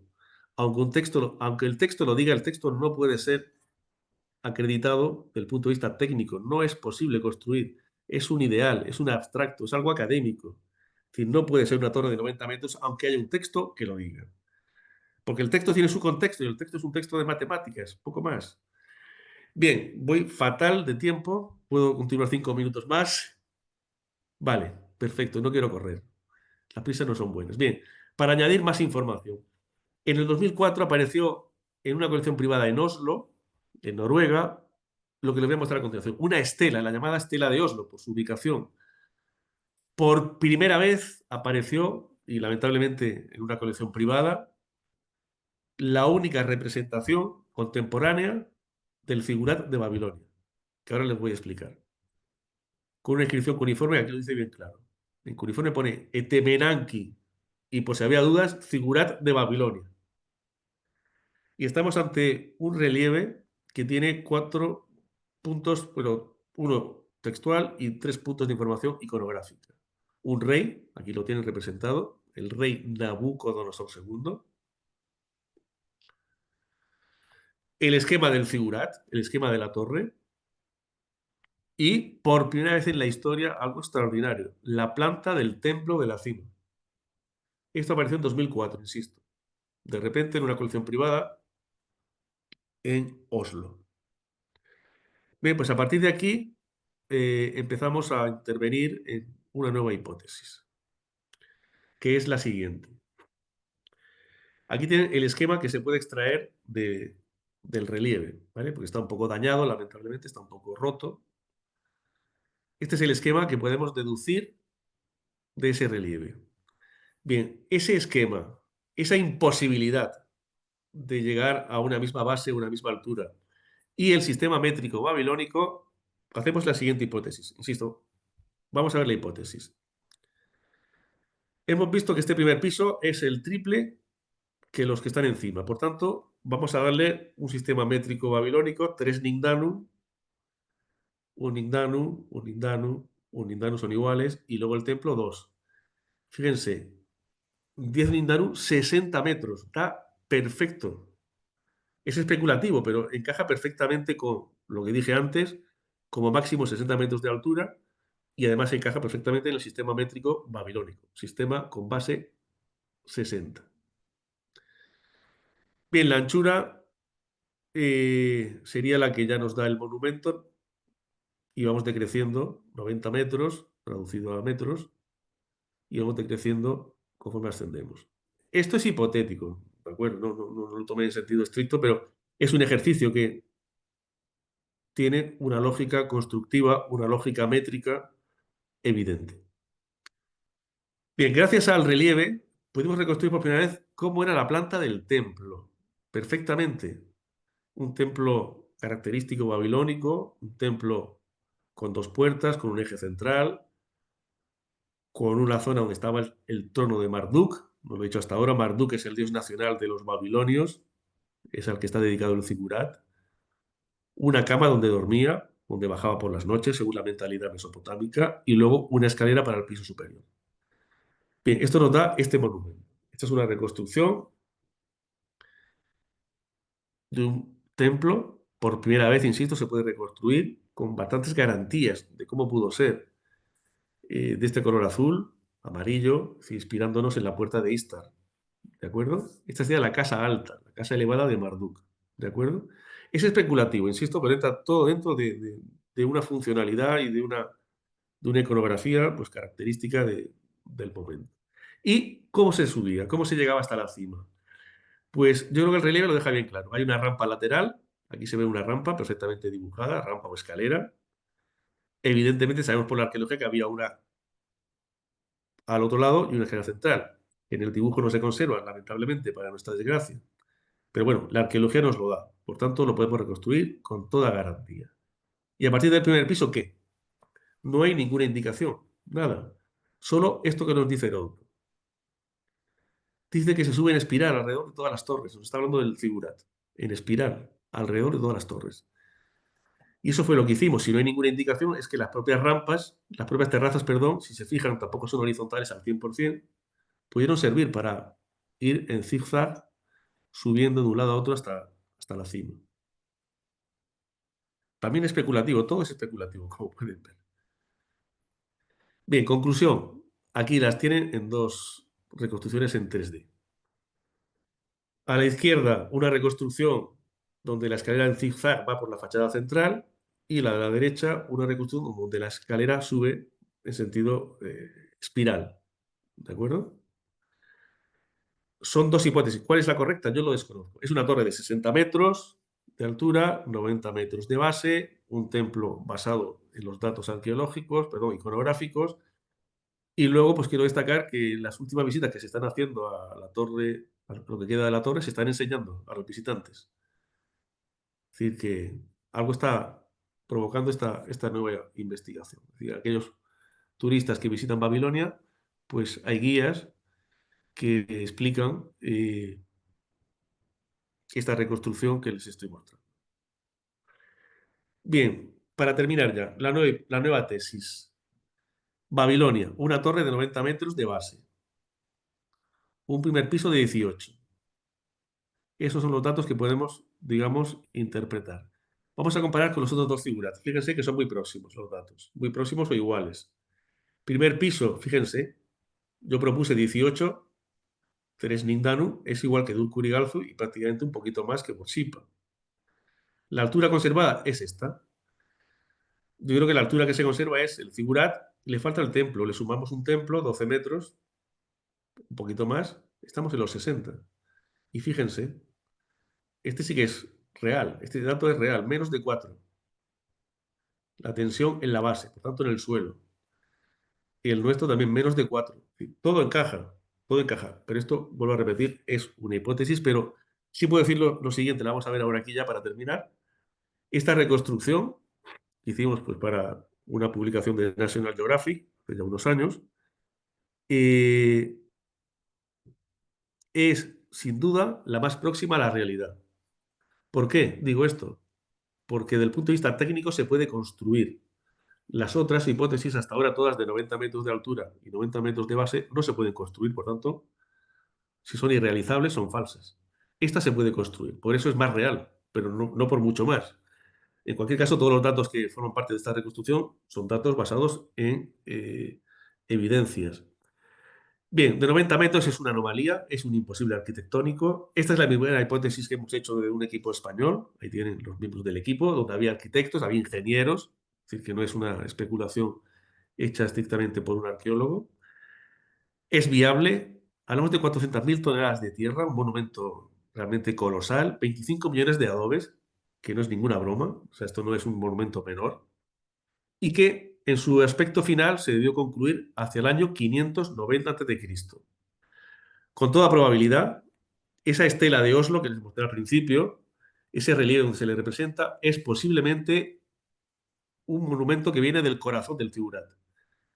Una estela, una piedra fundacional que se hizo para conmemorar la finalización de las obras. Es muy probable que sea eso. Por eso es bastante real. Sin ser una fotografía, evidentemente, es bastante real. Bien, insisto, esto simplemente tiene como interés reabrir el debate sobre cómo pudo ser la Torre de Babel, el Etemenanque, el figurante de Babilonia. Esta es la hipótesis que nosotros hemos planteado después de bastantes años de investigación.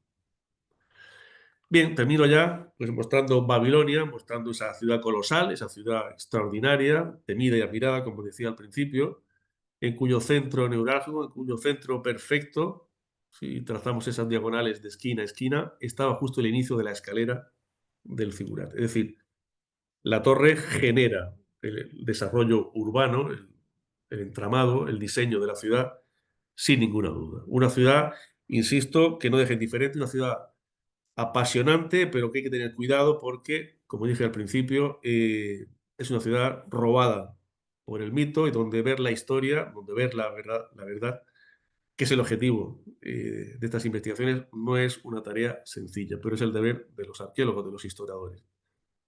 Bien, quien quiera saber más sobre este tema de Babilonia en general, sobre arqueología y Biblia, que ha sido un poco el contexto de este curso, pues ahí les recomiendo pues, varias publicaciones que coordino y varias publicaciones pues, que he hecho en torno a, sobre todo a Babilonia y la Torre de Babel, que es el tema que más me atrae. Nada más. Siento haberme extendido un poco más hoy, pero el tema lo requería. Babilonia es una ciudad que pide un curso casi.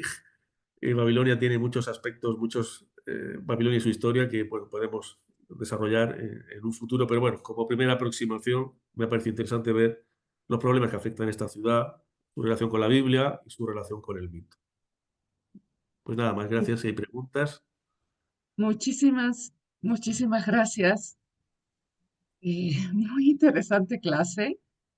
La verdad, estoy un poco decepcionada de que nos quitaran los jardines colgantes de Babilonia de esa manera. claro, claro, yo también, Pero bueno, está pero bien saber que estaba en Nínive. claro, Maylin, quería decir que yo no soy un rompedor de mitos, no es mi oficio, pero sí que, como reivindicaba un poco al final, tenemos que buscar la verdad histórica, tenemos que situar las cosas en su sitio, ¿no? Pero el mito sigue existiendo, eso Sí, sí, nada más lo y forma colocamos parte, y el geográficamente en mito, otro lugar. Y ahora y el seremos mito personas forma muy parte de la historia también. interesantes. Ahora seremos personas interesantes que sabemos que los jardines colgantes de Babilonia estaban en Nínive. Seguramente hay preguntas, yo también tengo. Sí, Sonia, Sonia, adelante, por favor.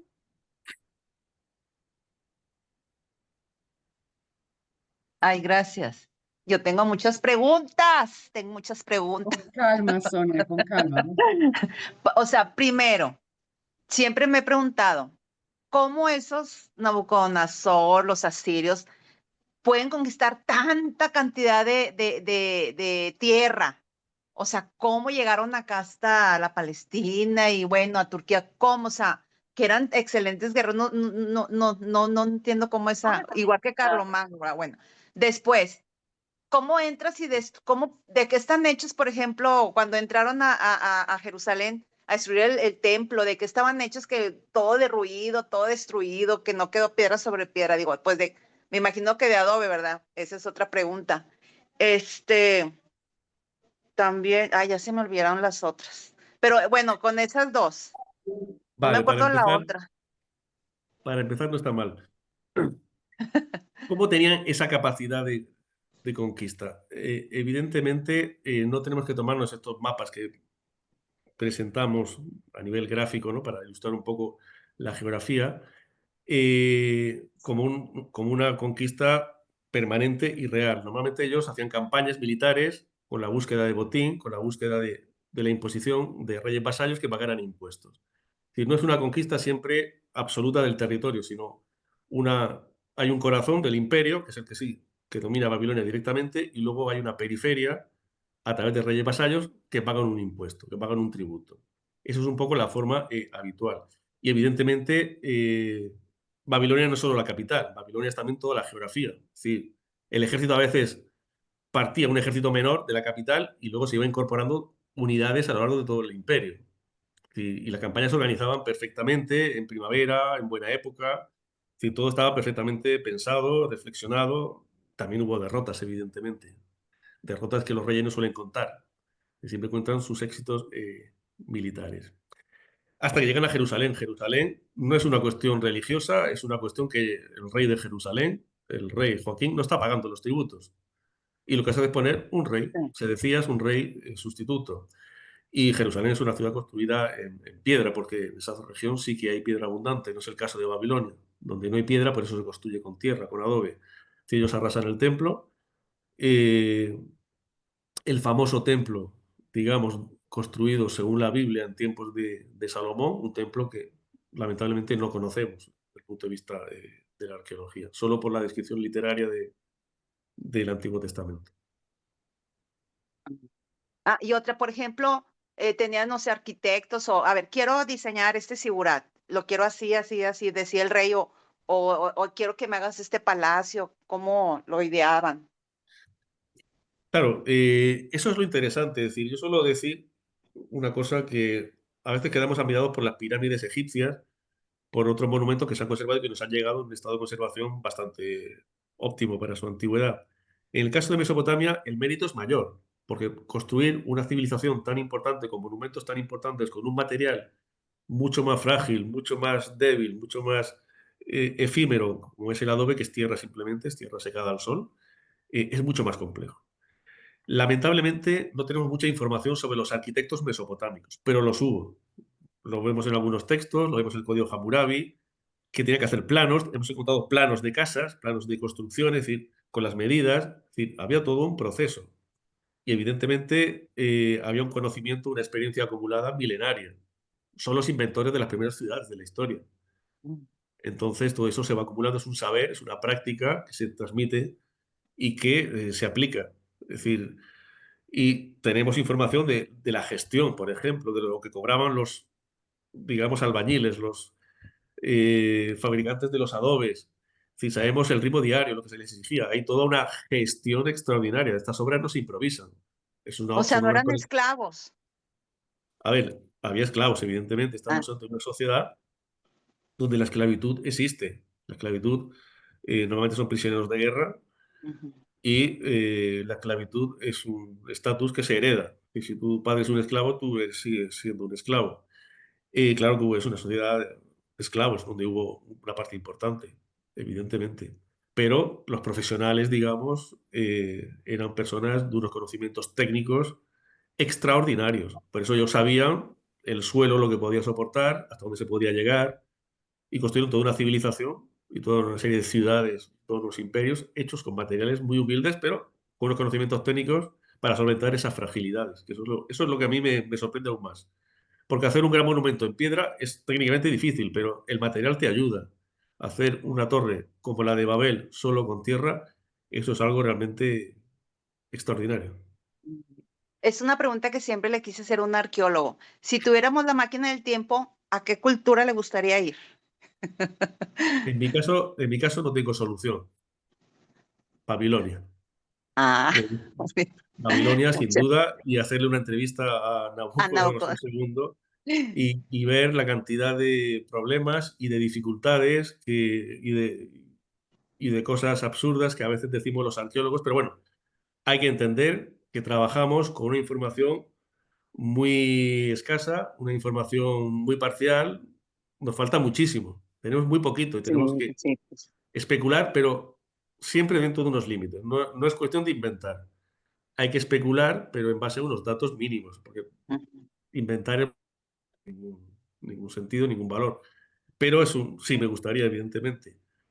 Qué emoción. Muchas gracias, profesor. Estoy encantada. Y síganos dando de Babilonia y de todas las culturas. Aquí vamos a estar. Gracias, Maylin. Muchas gracias, Gracias, Sonia. Sonia. Kevin nos hace una pregunta. En otras culturas, ¿cómo es visto Nabucodonosor II? Ya que en la Biblia no nos dejan ver un personaje malvado o loco. ¿Me puedes repetir la pregunta? Es que no la he entendido bien. En otras culturas, ¿cómo es visto Nabucodonosor II?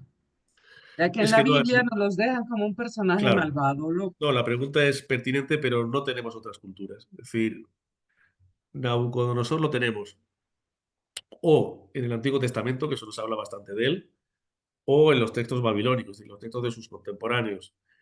Luego hay algunas referencias de época clásica, pero son referencias muy puntuales, muy esquemáticas, apenas el nombre. Es decir, no nos hablan del personaje, nos hablan más de sus obras, ¿no? Eh, Ese es el problema, que tenemos solo la información de la Biblia y muy poquita babilónica. Tenemos, porque los archivos reales, los archivos oficiales del palacio de Nabucodonosor no se han conservado.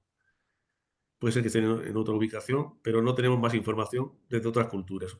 Un poco de referencia, insisto, de esos autores clásicos, pero apenas hablan del personaje más que su nombre propio, que incluso en algunos casos modifican por otro parecido, ¿no?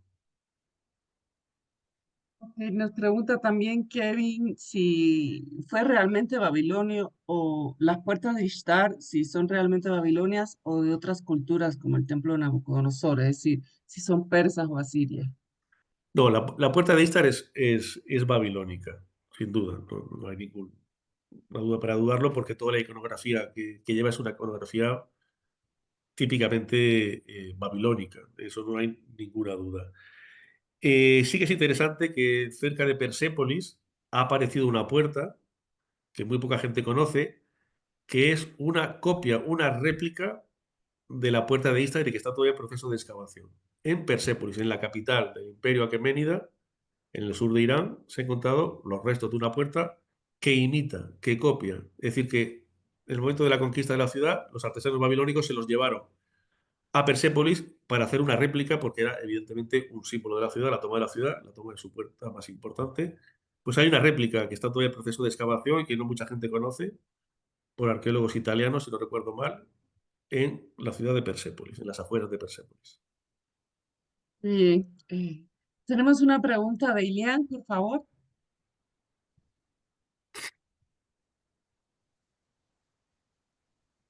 Tienes el micrófono apagado, Ilian. Oh, sí, gracias. Profesor Juan Luis, eh, en los mitos hay, presupongo, algún núcleo histórico. ¿Hasta dónde podemos entender eso? Y lo otro, teniendo en cuenta que muchos filósofos de la modernidad afirman que los seres humanos siguen construyendo mitos para legitimizar sus metarrelatos. ¿Qué función tenía el mito, por ejemplo, para los historiadores de aquella época, como por ejemplo, creo que usted citó Heródoto? Eh, ¿Qué función tenían para ellos? Específicamente en el campo de los historiadores, que pudiéramos establecer un paralelo, que eran los científicos de aquel momento. ¿Qué función pudieran tener esos mitos para ellos?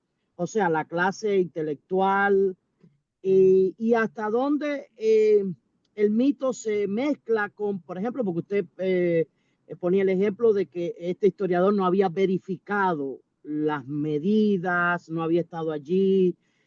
¿Hasta dónde se mezcla el mito con la desinformación? Gracias. Evidentemente, el gran reto para el historiador es separar el mito de lo que es historia. Y a veces la frontera es muy difícil de establecer. Es decir, cualquier mito tiene una base histórica, tiene una base cultural, evidentemente, no son hechos inventados. Dicho esto, para los clásicos, Babilonia era un símbolo. ¿Un símbolo de qué? Un símbolo de un mundo muy diferente al clásico, muy diferente a los parámetros mundo griego, donde la figura del centro, ¿no? El centro del universo. En el mundo mesopotámico el centro son los, los dioses, los reyes. Estamos contraponiendo dos mundos. Esto es un poco la idea. Un mundo a una escala más humana. Atenas es una ciudad pequeña, una polis pequeña. Es un mundo mucho más a escala humana. Mientras que estas ciudades se ven como megaciudades, y de hecho el mito de la megaciudad también, la ciudad del caos, la ciudad de la anarquía, la ciudad de la confusión, tiene que ver en contraponer modelos distintos, ¿no? Oriente, que como llamaban, ellos llamaban Oriente, ¿no? El Oriente es un mundo colosal, desproporcionado, deshumanizado, ¿no? Un mundo que, como estabas comentando, estos historiadores posiblemente no visitaron. Si no visitaron, las fuentes de información, pues posiblemente tampoco eran las más correctas. No estaban verificadas, como he dicho, esas medidas evidentemente no. Entonces, lo que se está contraponiendo son dos mundos.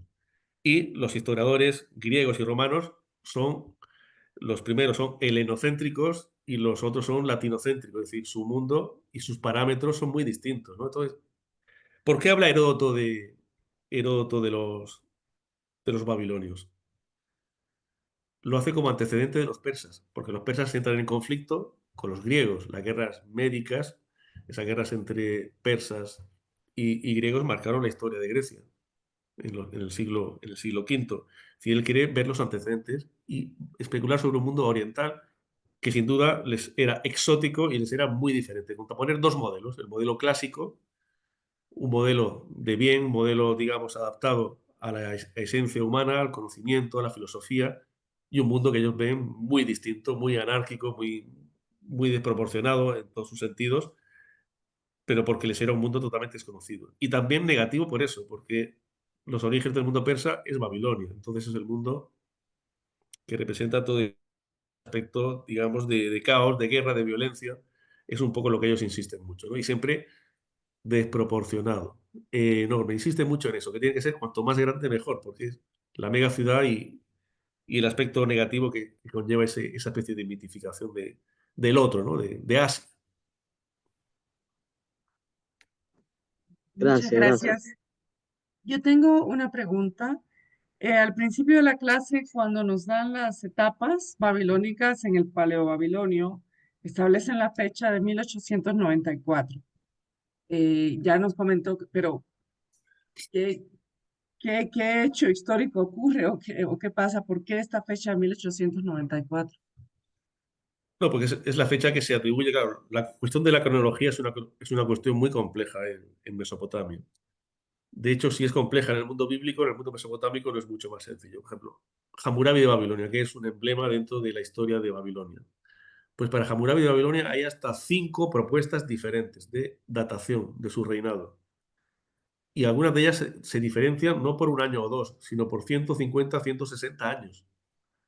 Es decir, es una cuestión importantísima. Y digo Hammurabi, no digo solamente un rey. Cuando digo Hammurabi digo todo un sistema, porque este rey hay que insertarlo dentro de unas dinastías. Entonces, las fechas hay que tomárselas como aproximadas. Esa es una fecha que llamamos cronología media.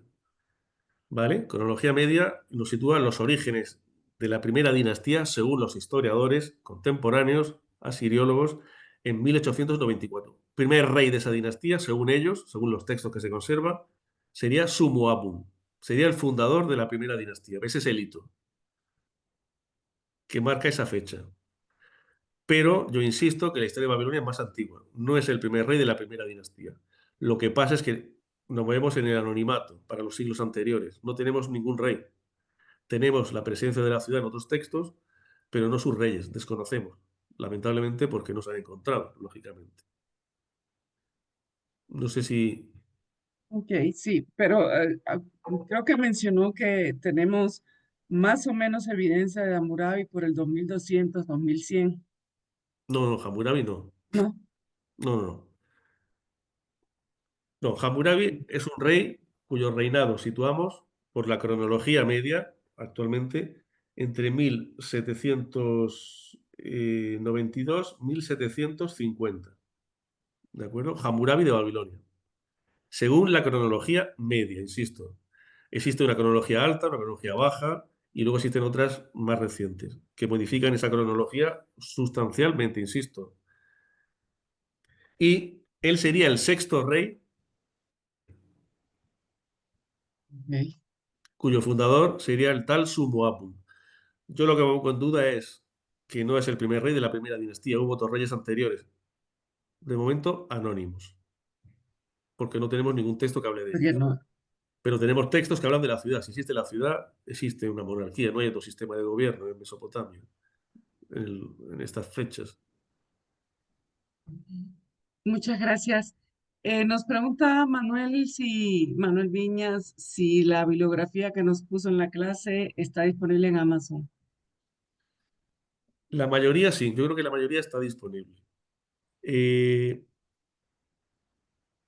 el de arqueología, historia y Biblia creo que está agotado. Creo que está agotado.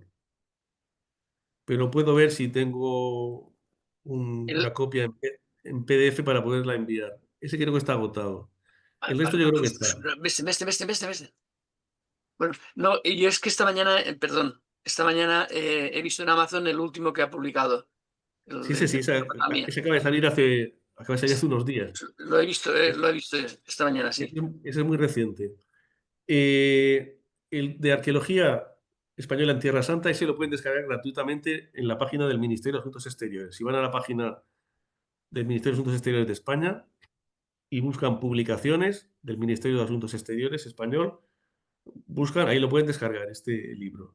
El de arqueología, historia y Biblia, que es una obra colectiva que está muy bien, bastante didáctica, de diferentes autores españoles, creo que está agotado, porque ya es del año 2009 o 2008 y ya no existe, me parece. Pero si encuentro una copia, que no lo sé si la tengo en PDF, se la puedo mandar a mailing y se la puede facilitar a los Sí, alumnos. claro, con mucho gusto.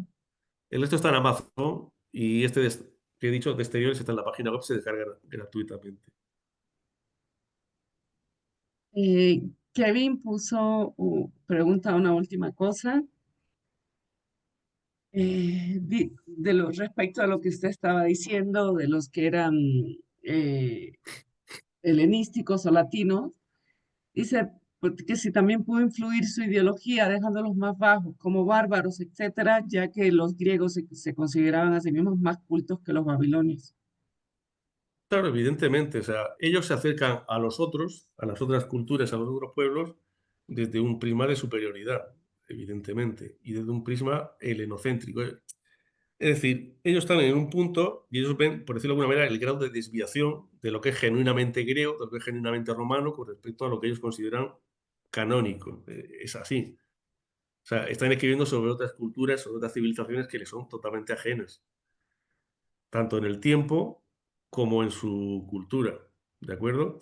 Aunque no olvidemos que también va a haber pequeños contactos. Y en el Mediterráneo Oriental va a haber contactos indirectos entre el mundo mesopotámico y el mundo griego. El mundo oriental también influyó en Grecia. En Grecia tiene un periodo que cada vez más llamamos orientalizante. El alfabeto griego es de origen fenicio, es de origen oriental, es decir, hay contactos, pero evidentemente hay una distancia y esa distancia se impone en la visión del otro. Una visión, pues, generalmente, pues, bueno, negativa, peyorativa, no entiende sus costumbres, no entienden sus dioses, no entienden sus ritos, pero es normal. Son griegos que escriben para griegos, son romanos que escriben para romanos. Entonces tienen que escribir, por ejemplo, Heródoto dice que el dios de la Torre de Babel, el dios que está en el templo de la Torre de Babel, es el dios Zeus. Lógico, porque lo transcribe para sus lectores. Si no dice Marduk, que es el dios nacional de los babilonios, sino que dice Zeus, el padre de los dioses griegos. Por tanto, va adaptando, ¿no? Va adaptando eh, lo que describe para que se comprenda ese mundo que él ve muy distinto, pues, como es lógico. Es el mundo que llamamos preclásico, evidentemente. Muchísimas gracias. Pues si no tienen más preguntas, paso a agradecerle muchísimo este curso. Hemos aprendido, realmente hemos aprendido. Es muy bonito ver su propio trabajo en vivo. Creo que a todos nos ha emocionado ver la Torre de Babel, cómo sería en realidad, o lo más aproximado de lo que sería en Sí. realidad. Los invito, si quieren, a que abran todos sus micrófonos, por favor, para que le demos un gran Un gran aplauso al aplauso profesor por este y un gran curso agradecimiento, magnífico. sí. un gran agradecimiento. Muchas Gracias, gracias. Roberto. Mil Muchas gracias. Fabuloso. Muchísimas Muchísimas gracias. gracias. Muchísimas gracias. Un A día tiene que petición de contarnos todos. lo más raro que he encontrado excavando. Eso está por llegar todavía. Eso es el futuro. Muy A, felicidades. a petición de todos, como puede ver, queremos otro curso. Sí. Evidentemente. Bueno, ya hablaremos con calma después del verano, porque mi agenda, como sabes, es un poco Sí, sí. apretada, pero buscaremos un hueco, intentaremos hacer un curso así de 3, 4 clases, pues ya buscaremos una poquito. temática. Sí, ya tiene que ir nos tiene que ir considerando en su agenda. Nada de Bien, Y llévenos allá a Irak, es- a Babilonia. Es muy difícil ir, no nos van es a muy hacer difícil. nada los En este sunitas momento es chiitas. difícil. Es En ese difícil, pero momento bueno, es difícil, sí. les haré una agenda para un próximo curso, ya hablaremos después del verano, cuando ya pasen las vacaciones, ya buscaremos un hueco pues, para seguir profundizando en este mundo que es muy interesante. Y lean, sobre todo interesante. lean Pues, cosas porque muchísimas estamos gracias. aprendiendo. Mil gracias. A ustedes, Gracias. un Sí, abrazo. sí, Gracias. así es. Adiós, adiós. Hasta pronto. Bye. Pues muchísimas gracias. Muy buenas tardes a todos. Muy buenas noches. Nos vemos en un siguiente curso. Gracias. Muchas gracias.